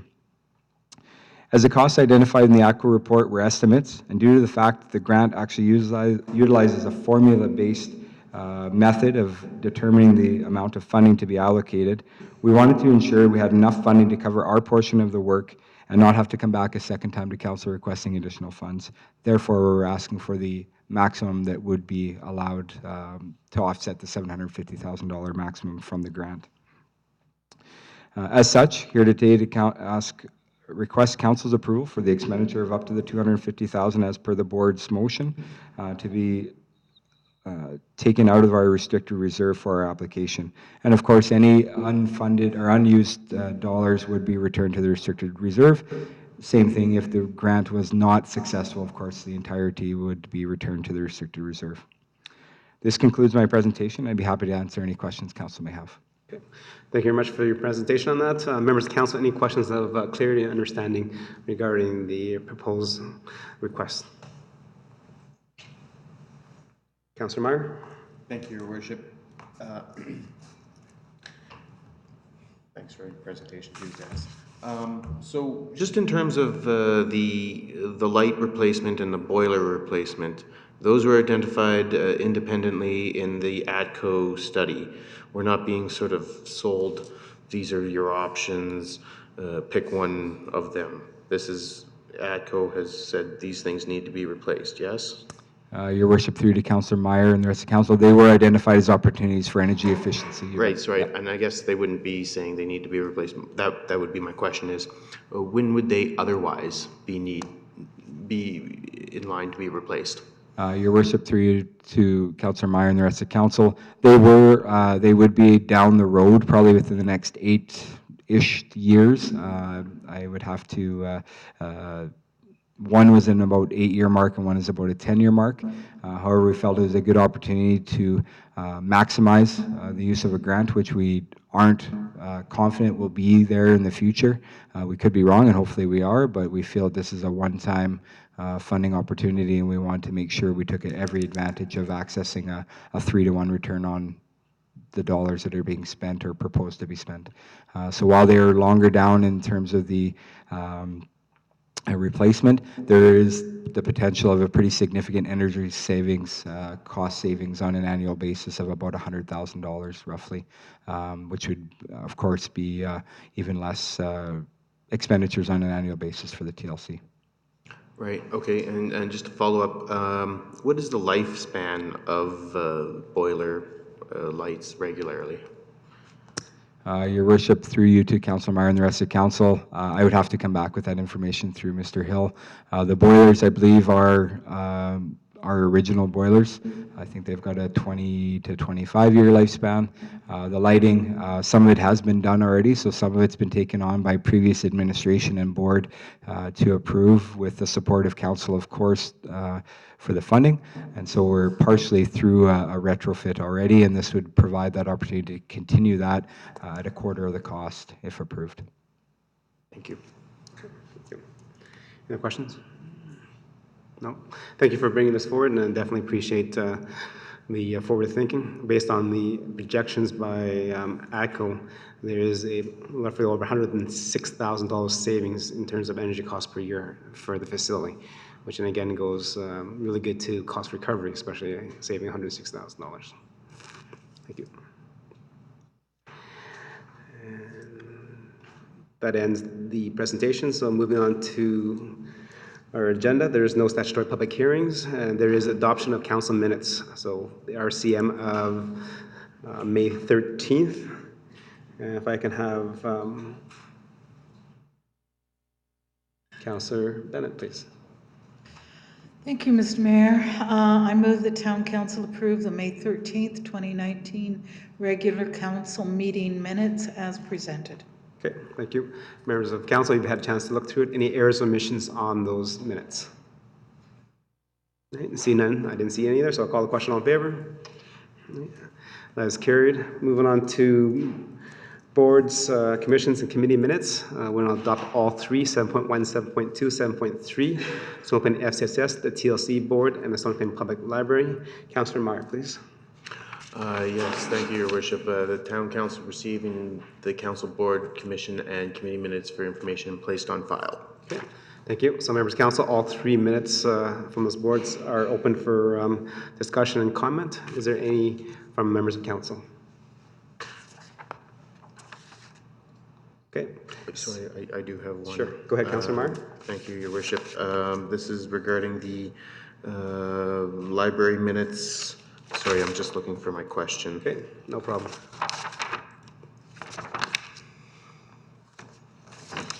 It was in regards to, I'm having a hard time finding it, but I remember it was in regards to, in the minutes, it talks about an outreach initiative at the Farmers' Days, and I was just wondering if, as I was unable to attend, if they were able to come up with an initiative idea, and if it did get rolled out, and if so, if anybody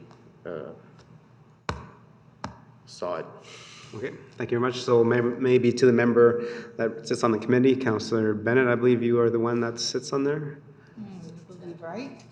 Oh, no, actually, no, that wouldn't be. Did we change? I believe it was number 8, Strategic Planning Committee update. Yes. That's, and during the discussion that happened, is that right? Why do you? No, this is Stony Plain Public Library. Okay. It's on page 77, on number 8. During the discussion at that particular meeting, we decided that that might not be the best time to have a survey of people, and so that we are still determining what the best way to survey. So the idea is, how do you engage people who are not library users to ask their opinion of the library? And so it was brainstorming as to how to go about doing that. But we decided that Farmers Day weekend, with everybody being so busy and going here and going there with the kids, that probably would not be the best time to stop people who don't use the library, to ask them why they don't use the library. So it's gone back to that committee to come up with another idea as to how to get information about the library usage. Thank you. Thank you. Anything else on those minutes? Okay, I see none. I'll call the question. All in favor? That is carried. Moving on to bylaws 8.1. And Councilor Bletchko, please. Yes, thank you, Your Worship. The Town Council gives first reading to bylaw 2613/DNP/19 to adopt the Old Town Community Plan Area Redevelopment Plan and authorize administration to proceed with newspaper advertising and notification of a public hearing to be held on September 9th, 2019. Okay, thank you very much. And go ahead, administration. This is part of the Old Town Community Core Plan that we've been engaging our residents for some time now.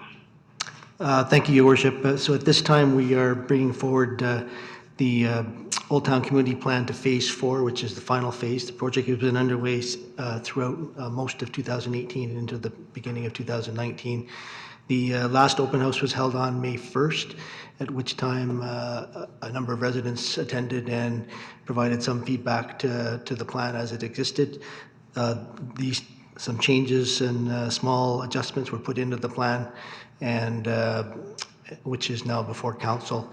The administration desires at this time for council to set the date for the public hearing, at which time a full presentation will be made to council and the public so they can hear about the plan, and council can ask detailed questions on specific aspects of the plan, and the community can as well, and then council can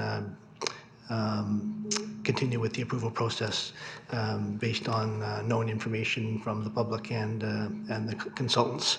So at this time, the recommendation is that council gives first reading to the bylaw, set the date for the public hearing, which would be September 9th. At that point, a full presentation and full public input would be available. Thank you very much for that. I definitely, before I go to council, I definitely appreciate the fact that the public hearing is held on September 9th, which gives ample time for residents to have a review of what is proposed in the Old Town Community Core Plan to see how it works. It also gives council the time to interact and have dialogue with our residents as well. So thank you. Members of council, any questions and comments regarding the plan? And this is a first reading, and I think a few of us have been in conversations, been in stakeholder meetings, been in open houses. Councilor Lowry? Thank you, Your Worship. First and foremost, just want to recognize the amount of work that's gone into this. Like, as you mentioned, there's been many engagement sessions, and we've done in my opinion, a very good job of integrating the public into this. I do have a question in regards to the communication of the proposed Old Town Community Plan, Area Redevelopment Plan between now and September 2019. In order to ensure that this reaches as many residents as possible and that residents get the ample time to review this, do we have a communications plan or communication strategy between today and September 9th to ensure that information is widely available to the public? Your Worship, through you to Councillor Lowry. So at this time, there is a press release which is prepared to go out after this meeting, depending on council's direction, and administration will, communicate the public hearing through our normal channels, and of course we're required to advertise for a minimum of 2 weeks. So that will continue on until September, at which point hopefully as many people of the public as possible are aware of the public hearing. That's good. Councillor Bennett? Thank you, Mr. Mayor. My question was right along with Councillor Laurie's. I think, though, part of what he wanted to know and what I definitely want to know is, how are the public going to see this? What is the strategy of getting this document out to the public? Well, Your Worship, I guess through you to Councillor Bennett, this would now be a public document that would be posted on our website along with the bylaw, so it's available to the public through those kind of channels. So, Mr. Mayor, if I may, in reading this, it was very detailed, a very, very good report. But I cannot imagine anyone else sitting and reading over 100 pages about this plan. So I would like to see, and I would like to know administration's thoughts on through media, through social media, through other available sources, you push out did you knows or information to be aware of, or small segments of it to pique the interest, to get people to actually sit and read this report. So could I have administration's thoughts on that, please? Yeah, Your Worship, I can maybe make a few comments just along the public participation and or communication going forward from here. I think it's important to also be aware that, as Council is aware, I mean, there's a number of public participation events, so on and so forth, that went into the drafting of the document itself. I would expect typically when you have a fairly high level of engagement with the public on the development of a plan, you have a core group that are going to be watching for it to be, hit the agenda like it is tonight. I think that that would bode well over the next couple months for some further engagement. Or, sorry, I should say communication, not direct engagement at this point in time. I believe for all intents and purposes the process engagement is complete, and now it's more into a communication and the formal public hearing, which is to come on September 9th. So, building on what has been I believe to be a reasonably successful engagement process over the last 12, 18 months, we can move into a little more of just broadcast communication, if you want to put it that way, where we get it out there, push it out through social media, so on and so forth, and at that point, if people are interested, they'll seek it out, they'll look for it, they'll find it, they'll read it, and perhaps show up in September to the public hearing itself. But as for input, or I know the staff will still be receiving input, whether there's emails, phone calls, all that sort of stuff that will shape the report coming in September as well. May not necessarily change anything in the plan as it's written right now, but will certainly be part of the report. So, Your Worship, I'll leave it at that, and certainly can answer any further questions along those lines. Councillor Matthews? To administration, just to follow up with what Judy is saying, I agree. I think that there needs to be some additional information that is shared with the community, specifically with regards to the vision. The vision that is presented on page 139 of 265, where it talks about the next 15 years in the Old Town Community Plan, and that it's a vibrant social, cultural and commercial heart with economic opportunities, a complete community, to be sustained by a growing residential population. All of those things it's really important, I believe, for the community to really see that picture. And if we have a communication that summarizes these things, that maybe then brings them back to, if they want to read more, would be, to me, a really good way to go about doing this. So my first comment, can I have another question? I just wanted to ask a couple of questions with regards to page 195.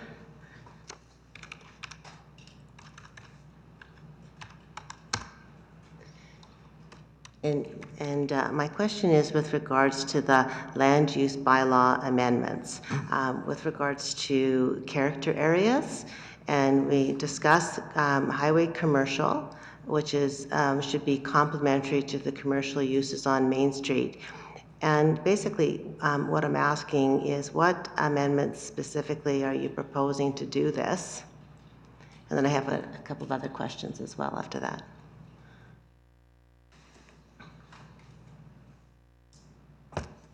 Your Worship, through to Councillor Matties, so any of the particular land use bylaw amendments that would be proposed would be dealt with in the implementation stage. So, I mean, like, I guess specifics, I can't get the specifics tonight, but if you want more context to that, we certainly get that ready for the public hearing. Well, yes, so basically, I guess what I'm trying to ascertain is that if we have commercial uses on Main Street and the town core compared to the highway, like how are you going to implement that in terms of a bylaw amendment? So, like, if I'm somebody that wants to set up a commercial business downtown versus at 628 and corner 779 in Genesis, what would be different about this bylaw that would suggest I can do something different than here? So I just would like to see some clarity on that. Okay. So Councillor Matties, that's just in the box below, so what's under commercial districts? It's zone C1, C2, or C3, or M1. So that'll determine what can be built on those locations. For sure, and so there's no difference, really. I mean, if you're looking at mixed, commercial on Genesis versus the commercial downtown, there's not I guess what I'm asking is what is the difference, and what's the difference in the bylaw? Your Worship, maybe, and I can't speak to it in a great amount of detail, but typically when you get into those C1 or C2, C3, the uses may be similar, i.e., retail, commercial, so on and so forth, but the actual land use or the lot sizes or setbacks from buildings and so on and so forth will be where the differences show up. And it can, if you picture downtown where the buildings are literally right up on the property lines and so on and so forth, where, the residential commercial, if you want to call it that, they'll typically be on larger sizes, setbacks, landscaping requirements, so on and so forth. So that detail would, again, I think as the general manager indicated, would roll out through the implementation after the adoption of this plan within zoning bylaws. I believe the intent would be just to review the zoning to ensure it aligns with what the broad use land plans would be, and whether there's a number of specific changes or just a handful, I think, is what we would see down the road. Again, Your Worship, I'll stop there if there's any further questions. I'm clear on that one, so okay, that helps me, thank you. Then my next question is on page 196, where we're talking about mature residential. And my question is, why would would only corner lots be eligible for infill of secondary suites and duplexes? For example, if you compare with Edmonton or a lot of other communities where a duplex could be in the middle of the street. So I'm just wondering how that was determined.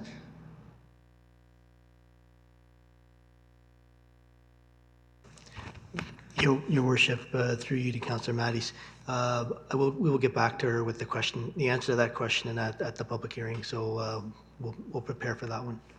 Okay, thank you. Okay, Councillor Matties, that's on page 96. 96? 196? Yeah, 196, yeah.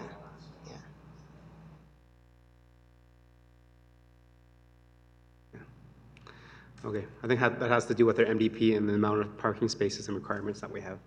So that, I think this all ties into also our MDP, which has all the zonings of what's available in C1, C2, C3, and M1, all that stuff. I think that might be good for council to have a copy of the MDP as well, so that they can reference that. As Councilor Matty's asked that question, and then again, the differences of the zoning, R1, R2, R4, R5, R6, R7, and R8. They have different parameters, and some allow for secondary suites and some do not. So that's probably where what you're wanting to know is under R1, what does that allow you to do? And under R3, what does that allow you to do? So is that possible? Because I think this is very comprehensive, and if you don't reference it to the right materials, it kind of sits there like it's kind of in limbo. That? Yes, that's fine. And I just have one more question. Okay. With regards to page 206. And this is with regards to the development incentive program. So now I'm 100% supportive of, making sure that our downtown is strong and vibrant. But my question is, if I was a restaurant in our industrial area and I wanted to participate in these incentive programs, because it's just as difficult for me to run a business as it is somebody downtown, why is this only available for this plan? So I guess it's my question. Like, I feel like I'm discriminating, or we would be discriminating against other businesses. And another example would be, I'm just going for industrial park, like for example, homegrown foods, or again, going to Genesis and looking at maybe some business in there that would like to participate in some of this temporary place-making grants. Right. So, Councilor Mattis, that is an excellent question, and that the answer is because this does not deal with that. This is the Old Town Community Core, which is the area's transition. So if we want to apply that, then that's a different plan, because we can't have that all in this one plan. Right. But you do raise a good question of incentive programs, and that will be carried over when we look at other areas of the town. This simply has to do with this area right here. I agree, but I just want to make sure that we are being consistent with our businesses in the community. Your worship, too, maybe just for a quick clarification too, it's always a debate on incentives, but just for clarity, there's nothing, this plan talks about, exploring and considering, so there's nothing in it that actually, says thou shall do these incentives. So should council at a later date see fit to do that, then that would be a debate at another point too. Right. And all these initiative programs will be actually approved by council through a strategic plan or at this council table. Anything else to quickly add? Again, this is first reading, so Councilor Bennett. And Mr. Mayor, at least two of us have expressed the opinion that bits and pieces of this report should go out to our public in order to entice them to read the entire thing. I understand what administration is saying. There is no public input at this point. We have done a thorough job of that, and we are having a public hearing in September. I'm wondering if other councillors also think that we need a communication program to summarize this and to get our residents so that they understand what the public hearing is all about and some of the pieces of this very extensive report. So, Mr. Mayor, I'm asking you, do we need a motion on this, or how would you suggest that we proceed? I would like to know if other councillors also agree with this, or if administration is aware now that at least two of us would have given them suggestions. Okay, so I believe that they do have communications plan going on. Can administration provide that plan again so members of council can understand it? Because obviously I think that I understood it, Mr. Mayor, and it was that they were going to direct our public to go to the website where this report will be, as I believe it should be. that was the explanation I heard, and I understood that. I personally, and I heard one other counselor say, that we would like to see it extended a little bit more into social media and perhaps summarized, I think is a good term for it, so that our public will go to the website to read the whole thing. That's my question, Mr. Okay, Mayor. can somebody provide us the communications plan? Yeah, Your Worship, we can certainly do that. And again, just to reiterate, I believe that would be the intent, would be to send it out through social media.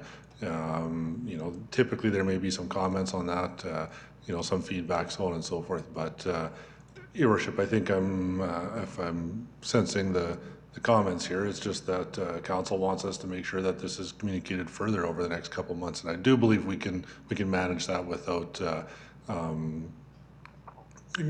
coming back with a communication plan specifically over the course of the next week or so for council to review. I think, Your Worship, I would be willing to take that on and get that going, and council will be, I'm sure, watching over the next couple of months, and certainly can provide some further input or comment as we move through the next 8 to 10 weeks. Okay, and I'll also make one suggestion. I don't know if you guys have planned it or not. I understand that this is a large document and it's really easy to put on the web, but if it's in the plan to have some hard copies, I mean, a couple here at the town office, at the library, FCSS, so that if people that do not have access, that they can come in, sit down and read it and just have it browse through it, because that just gives us another opportunity for somebody to access this as well.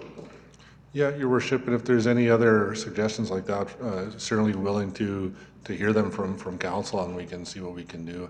The other thing too, I would add just really quickly is that, there were some questions tonight. We undertake to get those answers and have them during the public hearing, but council as well over the next couple of months. It is a big document. There is a lot to it, and if there's any other questions, between now and then that you would like us to research prior to the public hearing. Part of the intent is to try to get those questions out there so that we can provide the answers in the public hearing. In the event that there are people in attendance, they can hear them too, so on and so forth. So, if there's any other questions that come up through the next couple of months, please forward them into us, and we'll venture to get the answers. Thank you. Mr. Mayor? Thank you, Your Worship. This is just going to be more of a general comment. I had the opportunity to sit in on Spruce Grove's downtown redevelopment blah-de-blah thing. Anyhow, a number of residents, I just don't remember the name of it, if it was a redevelopment plan or if they had a name for it. Anyhow, a number of residents did show up and were quite concerned about the rezoning and whatnot. We're specifically rezoning of their neighborhoods. So what I'm curious, and this may be just me asking administration to see the future, but having had the opportunities to talk with a number of residents and stakeholders, if administration foresees anything similar in terms of pushback that we might anticipate from our residents, that is going to be coming out of this report. Your Worship, I'll maybe make a couple comments, and perhaps the general manager wants to provide some as well. I personally haven't heard of anything very specific on any sort of zoning or land use change discussion, but generally speaking, that can become a challenge when certain properties are maybe identified for future use that the owner doesn't see as something that's beneficial to them. But it can also go to the other side too, where there are times in the past where, people want us to rezone or want us to redesignate sort of thing. So it can be an issue. I haven't heard of it this specifically here at this point in time. It's something we'll keep our ears to the ground if, as it starts to get pushed out through the summer. I think Spruce Grove, although I'm not 100% familiar with their plan, I think theirs had some, there were some differences, and I think those differences from what we're proposing here led to, some misunderstanding, maybe, I'm not sure, but I'll leave it at that. I think there's a little bit of difference as to why some of the challenges were brought forward there, as opposed to why I wouldn't think they would come up through the formal plan we have. I'm not sure if the general manager wants to add anything further, or. To expand on the answer there, we've not received negative feedback on really the plan that I know of. It's been more or less questions, trying to understand, what the future might be. Architectural controls was something that came up. Things like signage and wayfinding and active transportation, getting in and out of the downtown, et cetera. So people are very interested in what the solutions to some of those problems might be, and hopefully this plan gives some future direction and helps make that vision possible. Sounds good. Councilor Lori, you had your hand up? Are you good? Thank you. Yep, just to further Councillor Bennett's comments and to echo my comments from before, we have many high-profile community events that go on throughout the summer, including our summer sessions, our outdoor movie, the Canada Day celebration. So I do think we have a lot of opportunity to ensure that there is, as we kind of talked about, some did you know and that type of information going out to the public. So I sincerely hope that, we may not need a formal communications plan on this, but I sincerely hope that we take every opportunity to engage the public and make them aware of what this plan is, what this plan includes, and what their options are in voicing any type of concerns, opinions, likes, dislikes, so on and so forth for that September meeting. Thank you. Councilor Magnus? I just, when we were at our event this afternoon, we talked about the strategic priorities that you set up, and I thought that, in line with Councillor Bennett and Councillor Laurie, that maybe at some of these events, or we could have this just so that's handy for us to be able to share. With regards to the Old Town Community Plan, I think it would be a wonderful way to share maybe the vision and a map and things like that. Thank you. Any questions, comments regarding first reading? Okay. Seeing none, it's been a while. Can administration reread that? Or are we good? I said, since it's so long since the motion was taken, should administration reread that, or are we good? No. We're all good? Okay. So again, it is for first reading and public hearing on September 9th, 2019. So I'll call the question. All in favor? That's carried. Thank you. Moving on. Oh, sure. Okay, let's take a 5-minute recess before we go into business items.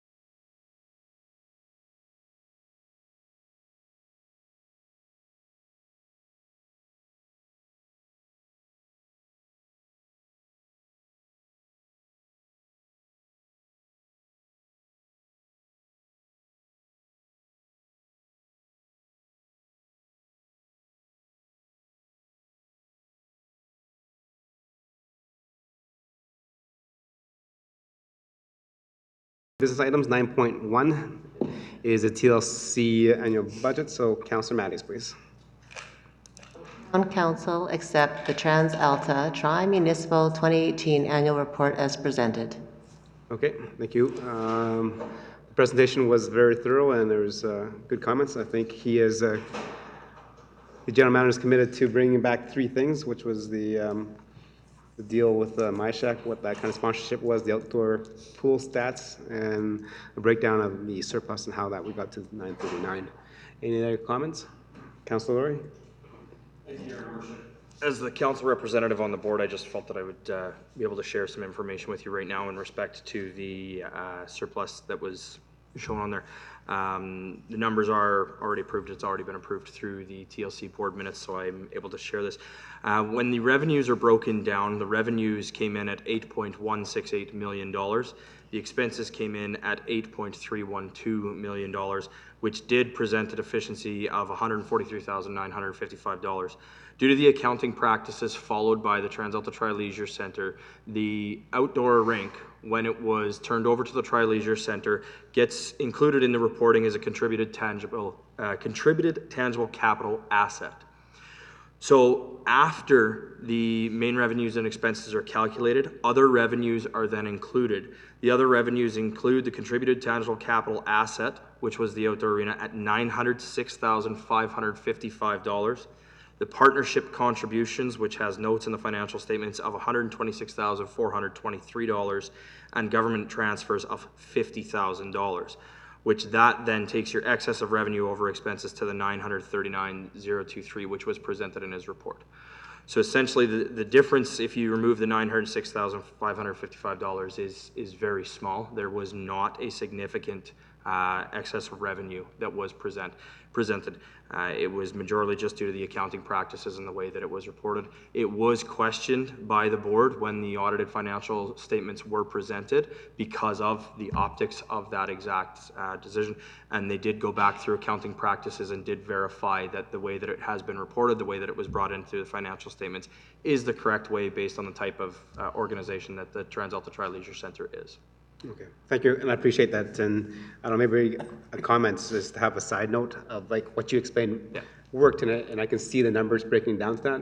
But when I'm presenting with the report and I do all the numbers that are given to me, it doesn't add up. Yeah. And I do believe there were comments at the board level in respect to the presentation, and that there should be commentary inclusion, because obviously seeing an excess revenue of almost $1 million, the contributing municipalities would think that, you know, maybe we shouldn't be putting the money in that we were requested. However, unfortunately, it doesn't appear as though any comments were added to the presentation, so I'm glad we were able to address that now. Thank you very much. Any other questions regarding the TLC annual report? Okay, see none, I'll call the question. All in favor? That's carried. Thank you. Moving on, 9.2, the request from the TLC. Councilor Laurie, please. Thank you, Your Worship. I'll move that Town Council approve the allocation of a maximum of $250,000 from the TLC Restricted Surplus Reserve to be used as matching funding for a Municipal Climate Change Action Centre grant application.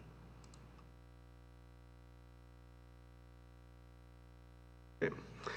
We had the presentation, members of council. There was a few things. They've told us what they want to do with the money, and it's for a grant of $750,000, which the town or the municipality has to match $250,000, which they're using out of the operating surplus, right? Restricted surplus. Okay. Anything from our staff? Your Worship, these items we would have to pay for them eventually at some point in time. So this is a zero cost to the town of Stony Plain. City of Spruce Grove adopted in favor of this motion this evening. Okay, thank you. Okay, members of council, any comments regarding that? Councilor Laurie, please.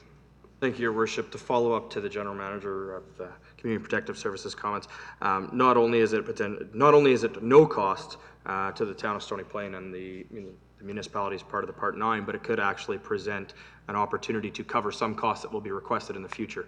The 75% or this potential of $750,000 that is available through this grant means that that's $750,000 that the municipalities do not have to put into the Trans-Alta Tri-Leisure Centre as the capital replacement plans will move forward with the varying infrastructure. As we know, this facility is starting to come of age and there will be additional capital asks in the future. So I do feel that any opportunity we have to eliminate or limit some of the capital requests from the Tri-Leisure Centre and allow them to access a fantastic grant program, I think is very beneficial. So I will fully support this motion this evening. Okay, thank you very much. Councillor Bennett. Thank you, Mr. Mayor.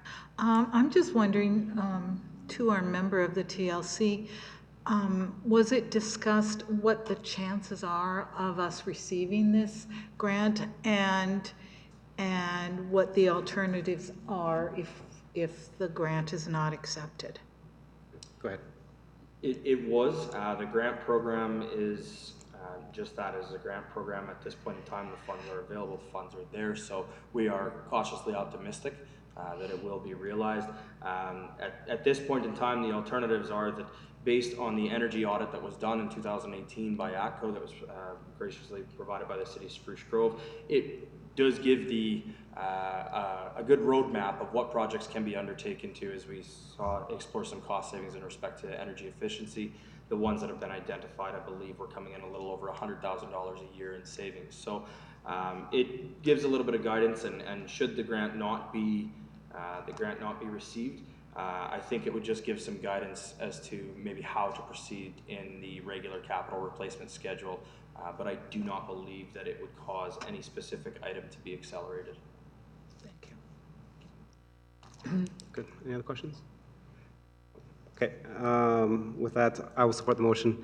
I believe this is actually, like our general manager said, it's actually good for our community to be able to go ahead and apply for this. And if we get it, go ahead and use it. And the fact that we're going to save over $106,000 in expenses will go a long ways in making sure that our municipal contributions stay relatively low where it is right now.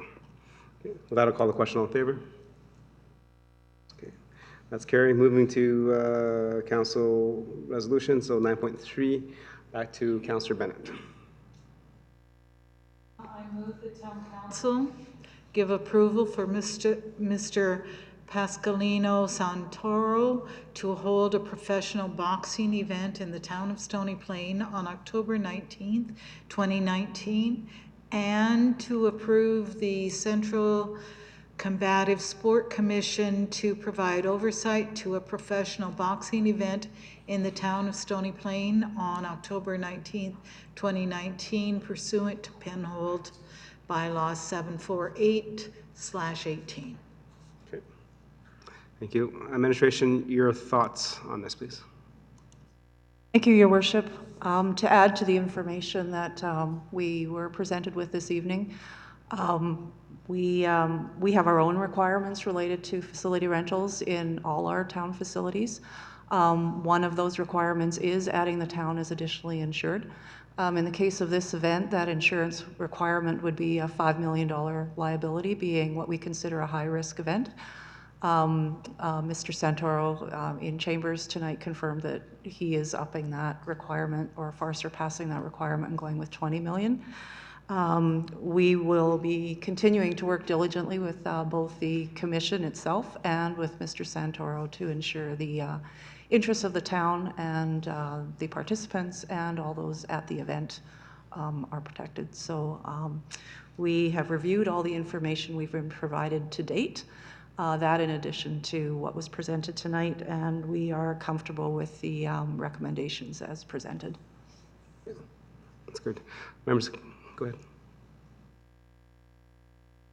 Your Worship, just to clarify, Section 14 was asked with respect to a bylaw being passed by the town of Stony Plain. So our interpretation of that particular clause in their bylaw was, if we deemed the commission to act on our behalf in perpetuity, we would certainly have to have a bylaw. For a one-time event, it was just a resolution of council, and those motions were also made in their own council chambers with respect to just a single resolution from our council providing permission for them to function was satisfactory. So the requirement for us to pass a bylaw, our interpretation of that is, if we extend them and want them here for all the events that we would need a commission for, we would go through those motions. At this point, we don't believe that that's necessary.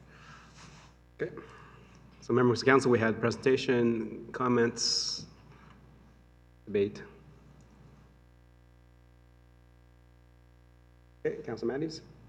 Your worship, through to administration, I have a question. So basically with regards to the $5 million insurance that we typically carry, is that correct when we have an event? It's not insurance, or sorry, Your Worship, through to Councillor Matties. It's not insurance that the town carries. It's a requirement of any event to provide liability insurance. Okay. Our additional requirement to their liability insurance is adding the town as additionally insured under their policy. Okay, so for the event. For typically $5 million for any event? $5 million would be the requirement for this event. If it was a non-alcohol event, as an example, it would probably be $2 million. It's really based on what the event is. So is it alcohol that determines the amount? Not necessarily. In this case, it would be the high risk of the event itself. Okay, and you feel $5 million is sufficient given that they're looking at $20 million? Correct. Your Worship, through to Councillor Matties and the rest of the council, we will certainly work with the commission and we'll work with our procurement and insurance officer to ensure that the $5 million that under our current system is sufficient for an event of this nature. Mr. what's his last name?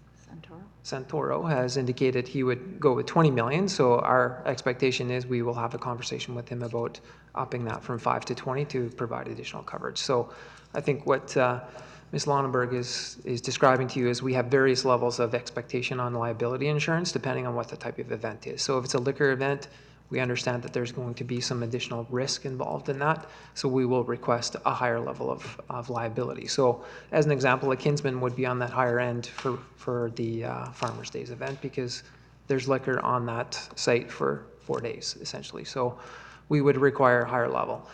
With this particular type of event, we'll bring different folks in. We do have a very thorough process in terms of talking with our other community partners, i.e. the RCMP, the Fire Department, Alberta Health Services, to ensure that all the T's and all the I's are in the right places.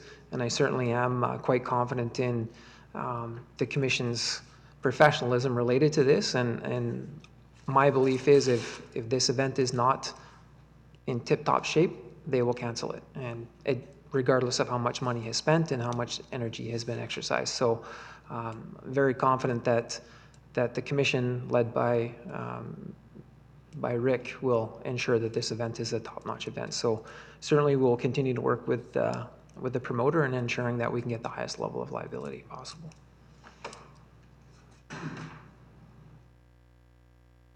Okay, sounds good. Councilor Plechko? Yes, thank you, Your Worship. Through to administration. While this level of event is a risky event, how do you deem this as part of the economic development for our community by bringing events that are low risk and high risk? Earlier today, we heard of an event that's coming up that one individual deems to be a bit lower risk than the other. However, I think in all facets of what we're talking about today, there's an element of risk involved in any type of fighting match that would come to our community. So I'm just wondering, does administration feel that the benefit would be to the economic development of our region by being able to hold multiple events as long as we're in a position of proper insurance and proper, how do I say it, proper administration of the event through the promoter? Your Worship, through to Councillor Plechko,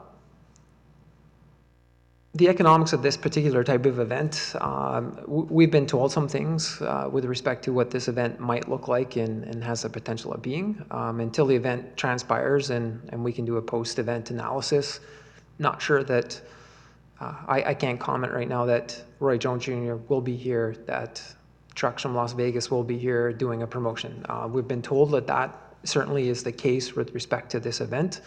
We believe that to be true, but until it happens, I can't definitively sit in front of you and say that that happened and we benefited it. But with boxing, with any other event, there's a following. Great White North Triathlon has a ton of families that come here and watch the athletes that participate. So that's a 5 or 6 hour event. They're not just sitting on the side of the road for 5 or 6 hours. They're doing other things in our community. So the economic spin-off is there. We could run the general equations that we have with economic development to say one person times $20 times 5 people in their family times this many hours. Here's your spin-off that you have the potential. With a boxing event, typically it's people that are more affluent than most that like to come to these types of events. They typically pay a little bit more money to do things. This particular event, from our perspective, for the number of days that this individual would like the facility, we're talking about a $12,000 rental for one event. So from an economic perspective, that's certainly a good boost to that facility. He even motioned that if an event that was already booked in the facility had to be paid to move, he was prepared to do that. So that's how important this event is for this individual. I think this is a test run for ourselves this year. If the promoter's good, if the commission's good, and if the community is looking for more of these types of events, we would certainly be open to hosting more of these types of events. If we find that this is a one-shot and done, that's fine too. So I think this is a trial and error for all of us. We've had a lot of amateur boxing happen in the pavilion in my time here. And that's a different type of event. That's a grassroots, that's your Alberta, summer games, winter games, those type of events. So mostly families and enthusiasts that come and watch those types of promotions. So this is a different level. I think it's one that we are very excited at putting through the paces at our facility and seeing how it works out for the community, seeing how this promoter works out, seeing how the commission works out, being that the only traveling commission. If the town of Stony Plain wanted to enter into this, our options would be to engage with this commission, so this is a good test run, or do our own commission. Been down that path, it's a bit of work, and there's a lot of regulatory requirement related to that type of activity. So we would have to table a report with council and provide all of the benefits and the challenges related to that type of step, and council would debate that at a future date if that's deemed necessary. Thank you. Councilor Laurie? Thank you, Your Worship. To further the comments just made by the general manager, there is one other option, and it has been explored in the past by municipalities in Alberta, and I think it should be continued to be explored. And that is that currently Alberta is the only province without a provincial combative sports commissions. And these commissions are designed to enforce standardized medical and safety protocols and better monitor fighters. Alberta has a disjointed system.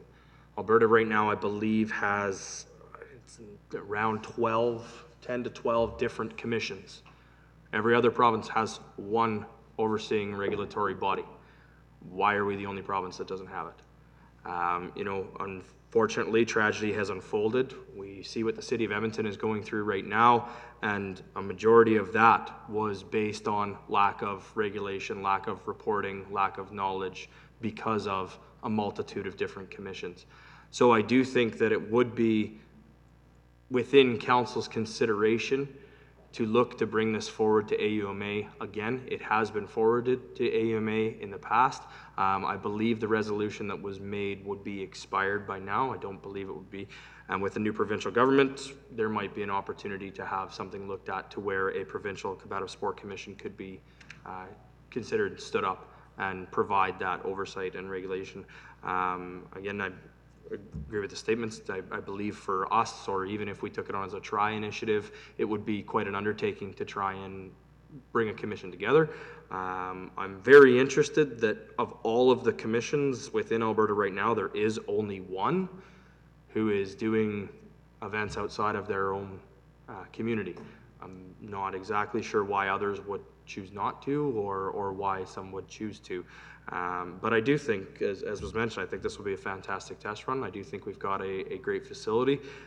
We always look at different ways that we can attract different opportunities to the community, and I think this is a fantastic one.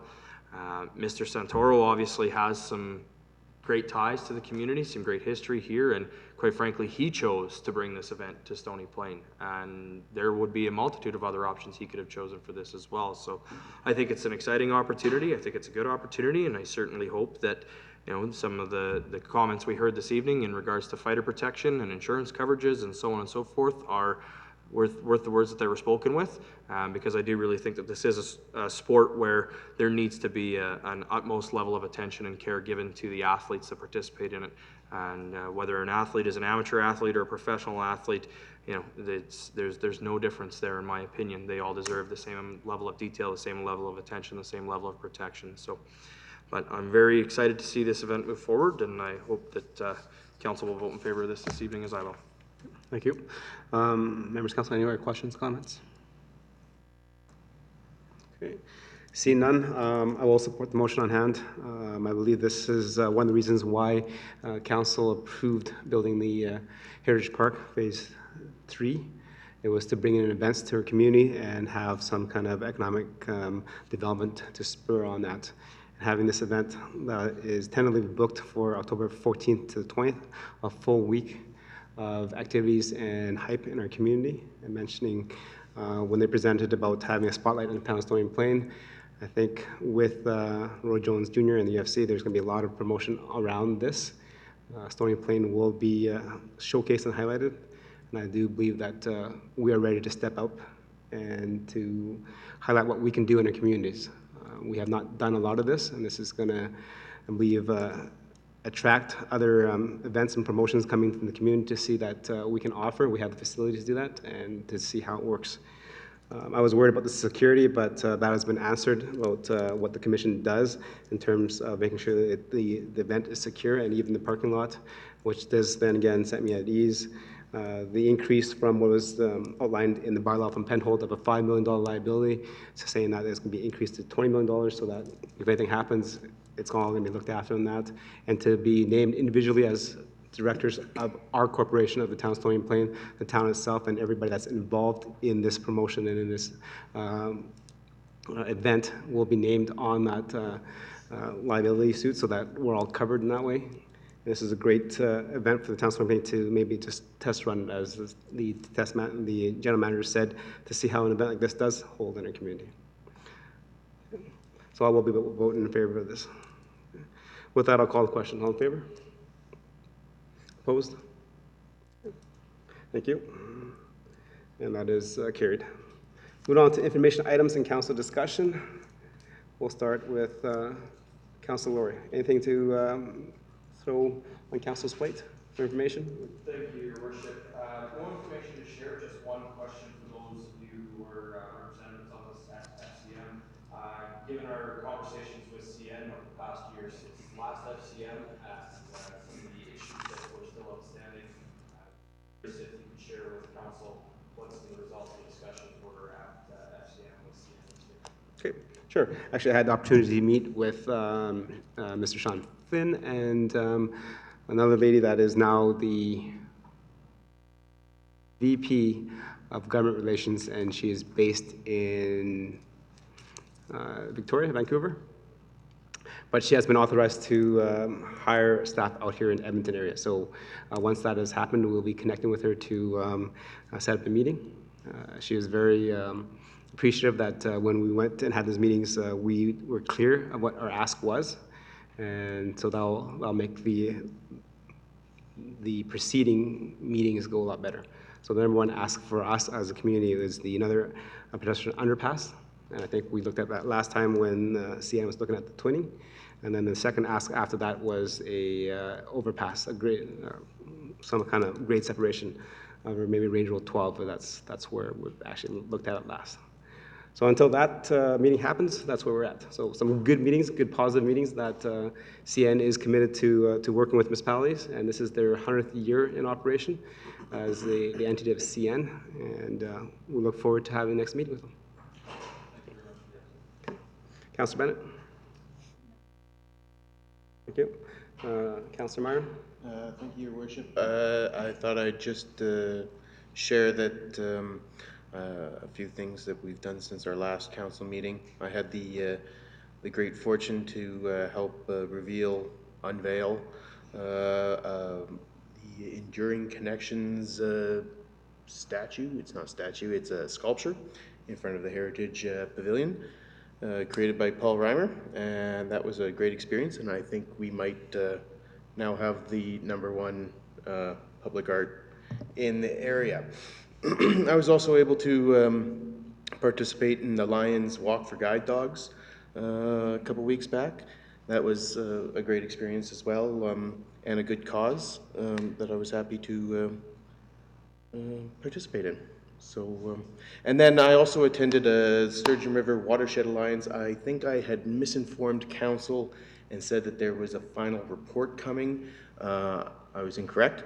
It was more of a, I would call it like a summary conference, summarizing a number of reports that they had already released and were presenting sort of to inform administrations of surrounding county or surrounding participating communities.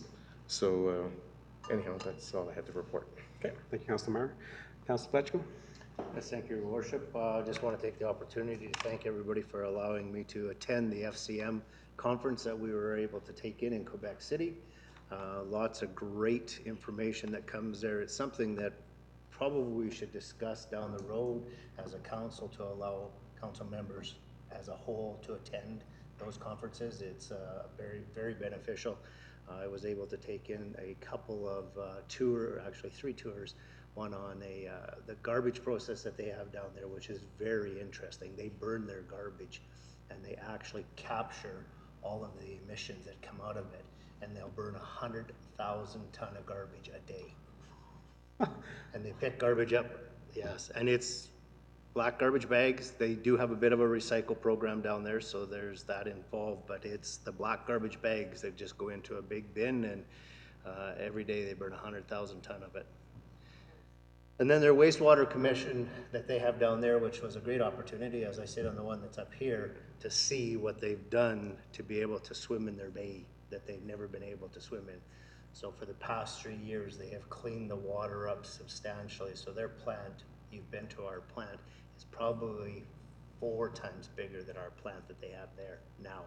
Even though it's been since 1979 there, it's a very state-of-the-art plant. It's fairly enclosed, and they don't have a smell issue. There's a lot of things that are really unique to their area that they're working on. So between the wastewater and their garbage, Quebec has got some things somewhat figured out.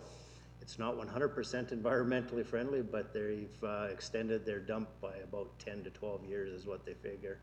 And the other one I took in was the first hospital that was ever built down there, and it was very amazing. It was amazing to learn about nuns. You know, they started as young as 13, and they were handed to the convents and stuff like that when large families were created. So it was a real unique experience, as well as many of the seminars that we got to sit in down there. So FCM is very informative when you go down there. It's well worth taking in the 3 days of conference. It's long, early mornings, late nights, and the camaraderie that you get from many of the people down there is well worth puts into all of us as a council. So thank you for allowing us to go. Councillor Matties? So our last council meeting was May 13th, so a little ways back. I had lots of things going on, but just some of the highlights. First of all, in May, I attended the Wetaskiwin Chamber of Commerce, and it's luncheon where Mayor Gandham presented their strategic plan. So very good to learn about Wetaskiwin and what they're doing, but also just a great opportunity to meet our colleagues from all the other communities of Leduc and St. Albert and a number of people. So really enjoyed having lunch with everybody there. Then I also attended the retirement for Dr. Cindy Veselnik, And what an amazing leader that lady is. She, well, first of all, so many people stood up and spoke about her and just her great leadership over the many years she's been with the Evergreen Catholic School Division. She talked about her leadership and her experience for 30 years with the school division. And she talked about, first of all, that she had very high expectations, and sometimes people didn't like the decisions she had to make. But she said, you know what? She said at the other end of those expectations was a child. And that guided every decision she made moving forward. And it tells us, you know, in terms of, in terms of our expectations, there's a citizen on the other side of that. So I really appreciated going to her retirement and definitely learned a lot from her. That next time, when we didn't have a council meeting here, because a couple of the other communities did, only because they had some major presentations and public hearings. So Eric and I attended the Spruce Grove public hearing. That was very interesting for a couple of hours, and just really understanding what the community felt with regards to the new downtown. Certain individuals and businesses were very, very excited, and then there were some people that were concerned because they had not maybe received the information that they learned later on in the process. So they have to work through some things, but it's really exciting what they're going to be going through over the next number of years. And then I also attended the St. Albert regular council meeting. Gained a lot from that meeting. I had first of all, a presentation by a fellow with regards to a wellness and sports center that St. Albert is looking at doing. And he talked about the Goldilocks and the Three Bears scenario, where he talked about three options to operate. And one option is to have government, and he said that's too hot because you're using taxpayer money. Then looked at private industry, that's too cold because they fail often to be profitable. And so finally, that was just right, was a non-profit organization to operate the facility. So it was interesting from their perspective and something that they're very interested in doing. They also had on their agenda item, it was called Civic and External Agencies. And I believe they do this once a month, where every councillor needs to just review what they've done over the past month, and in a way that, in terms of what committee they've been on or whatever event that they've attended, just giving a summary. And it was very efficient and really gave a very good overview of the responsibilities of each councillor. So I really enjoyed that. And then the other thing that I noted, there was a agenda item that was presented. It was with regards to waste, and it was one of the reasons I went there. And with the waste, they were it was with their recycling program and looking at your single-use items. So they wanted to do a test pilot at their recycle facility.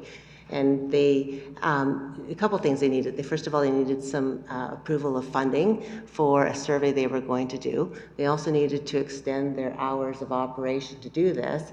And third, just to have approval for the program. It was about a 15-minute presentation, so a very, very full presentation to council. And then afterwards, the council realized that there was really three decisions that needed to be made. There are three specific items. And so that they wanted to break the motion up into three items as opposed to just having the one item to vote on. And I thought, of past times where maybe we've had a number of items in one motion, that we could consider sometimes breaking those up if that's more efficient. And it seemed to be a very efficient way of doing things. So overall, really, really enjoyed going to that meeting, learned something different. And I think that's about all I have to... Oh, yes, Farmers' Days. We had so much fun at Farmers' Days. And first of all, hats off to administration for what a great job with the overall pancake breakfast. That was excellent, just best ever. And we had so much fun doing that. And then for the parade went very well. And just, my family that had watched it, they said it was just excellent. So thank you all for doing that. And I really enjoyed myself. Okay. Thank you. And yes, just again, Farmers' Days, unfortunately I was at FCM this year and was not able to attend, but I do hear a lot of good reports coming in from the residents that were participating. Staff did an excellent job, and Councillor Matties, Councillor Bennett, and Councillor Laurie, and Councillor Meyer, thank you much for holding down the fort for us. Actually, just to report, I went on 2 study tours, which was very, very interesting. One was a kind of a smart city tour that we went in. The city of Quebec actually has a hub where everything goes into and everything's tracked. So they have the ability to change all the lights when they want and how they want to relieve congestion in the downtown area. Like, that probably doesn't work for us because, we're not that big yet, but when you're at 1 million people, that might be an idea where we actually control. And they can actually tell you how long people are waiting at the lights. Right? So I'm thinking that's another level of Big Brother's watching you when, when there's so many cameras and sensors there that can control that. But it's just interesting to see that because as a municipality our size, we're not quite there yet, but in the future, as we sit on council here, we're here to look at what's happening today, tomorrow, and the future that might be for us. Another thing that I went to is the library, and libraries are changing, and even there too, they see the library as no longer just books and mortars and just someplace you can rent, but it is actually a community hub where people come and they associate and they gather, and then that's kind of like a meeting area now, which as we're doing here in Town Stony Plain, of moving the library downtown, that resonates with me because that's exactly what we're trying to do here is to make that into a community hub where it's open lots of hours, it brings people together, it kind of unifies the community a little bit more because there is no, like, you're not allowed into the library because of your gender. You're not allowed into the library because of your social economic class. Everybody's welcome. So I think that's a huge community building thing of bringing people down to libraries now. So, which is excellent. And I do like the idea what Councillor Pletchko said about maybe having everybody attend FCM maybe once. But the problem is that I've tried many years is trying to get the rodeo to move their date. And until that happens, I think we always have to leave some members behind. I think maybe next year we just leave the deputy mayor behind and the other six should go. So whoever's deputy mayor next year, you draw the short end of the stick. All right, going forward, again, tomorrow we have our Connecting Communities breakfast. And again, that's the breakfast that we have with the neighboring municipalities west of Edmonton. I think it's a good way to us to network and socialize and to just understand what's happening in the west side of Edmonton. We have different areas of Edmonton that have kind of niches of what they do and do well, but there is nothing that actually defines what the West is. And I think that's a good opportunity to sit down and talk and maybe brainstorm about a few things. Also on Thursday, the Edmonton Global is hosting their regional narrative. That's at 7:30 in the morning, right before the EMRB meeting. So if you guys are up and willing, you guys are welcome down for breakfast and to listen to the global narrative. Also on a Thursday after that, oh no, actually that's the same day actually, is the kids sport. If you guys are registered, you guys will be there early in the morning to do kids sport. If you guys are not, try to stop by and just say hi. I will be there after my EMRB meeting to be there for the check presentation, and if I have time, hopefully get a hole or two in, if there's a spot. If not, then I'll just sit there and I'll wait for everybody to come in. As well, on the 15th is the first community street market sale, which is around the town office. It's like a big garage sale, street sale, which actually brings out quite a few thousand people to our community. Again, that's hosted by the One Man's Treasure, which is great to have that back in our community as well. And next Wednesday, because we'll not meet until after that, is the first session of the summer sessions. And again, it's an outdoor venue right beside us here in Chicago Park, where we have great musicians come in and we get to, again, connect with our community and actually enjoy some music. So with that, that ends the council discussion. We're moving into closed meeting. If I can have a motion, please. Councillor Meyer. Thank you, Your Worship. The Town Council move into closed session to discuss as per FOIP Section 21. Okay, and that's the Regional Transit Service Commission's June update. Okay, I'll call the question. All in favor? That's good. And I'll give you 3 minutes for everybody that's not allowed to be in here to leave.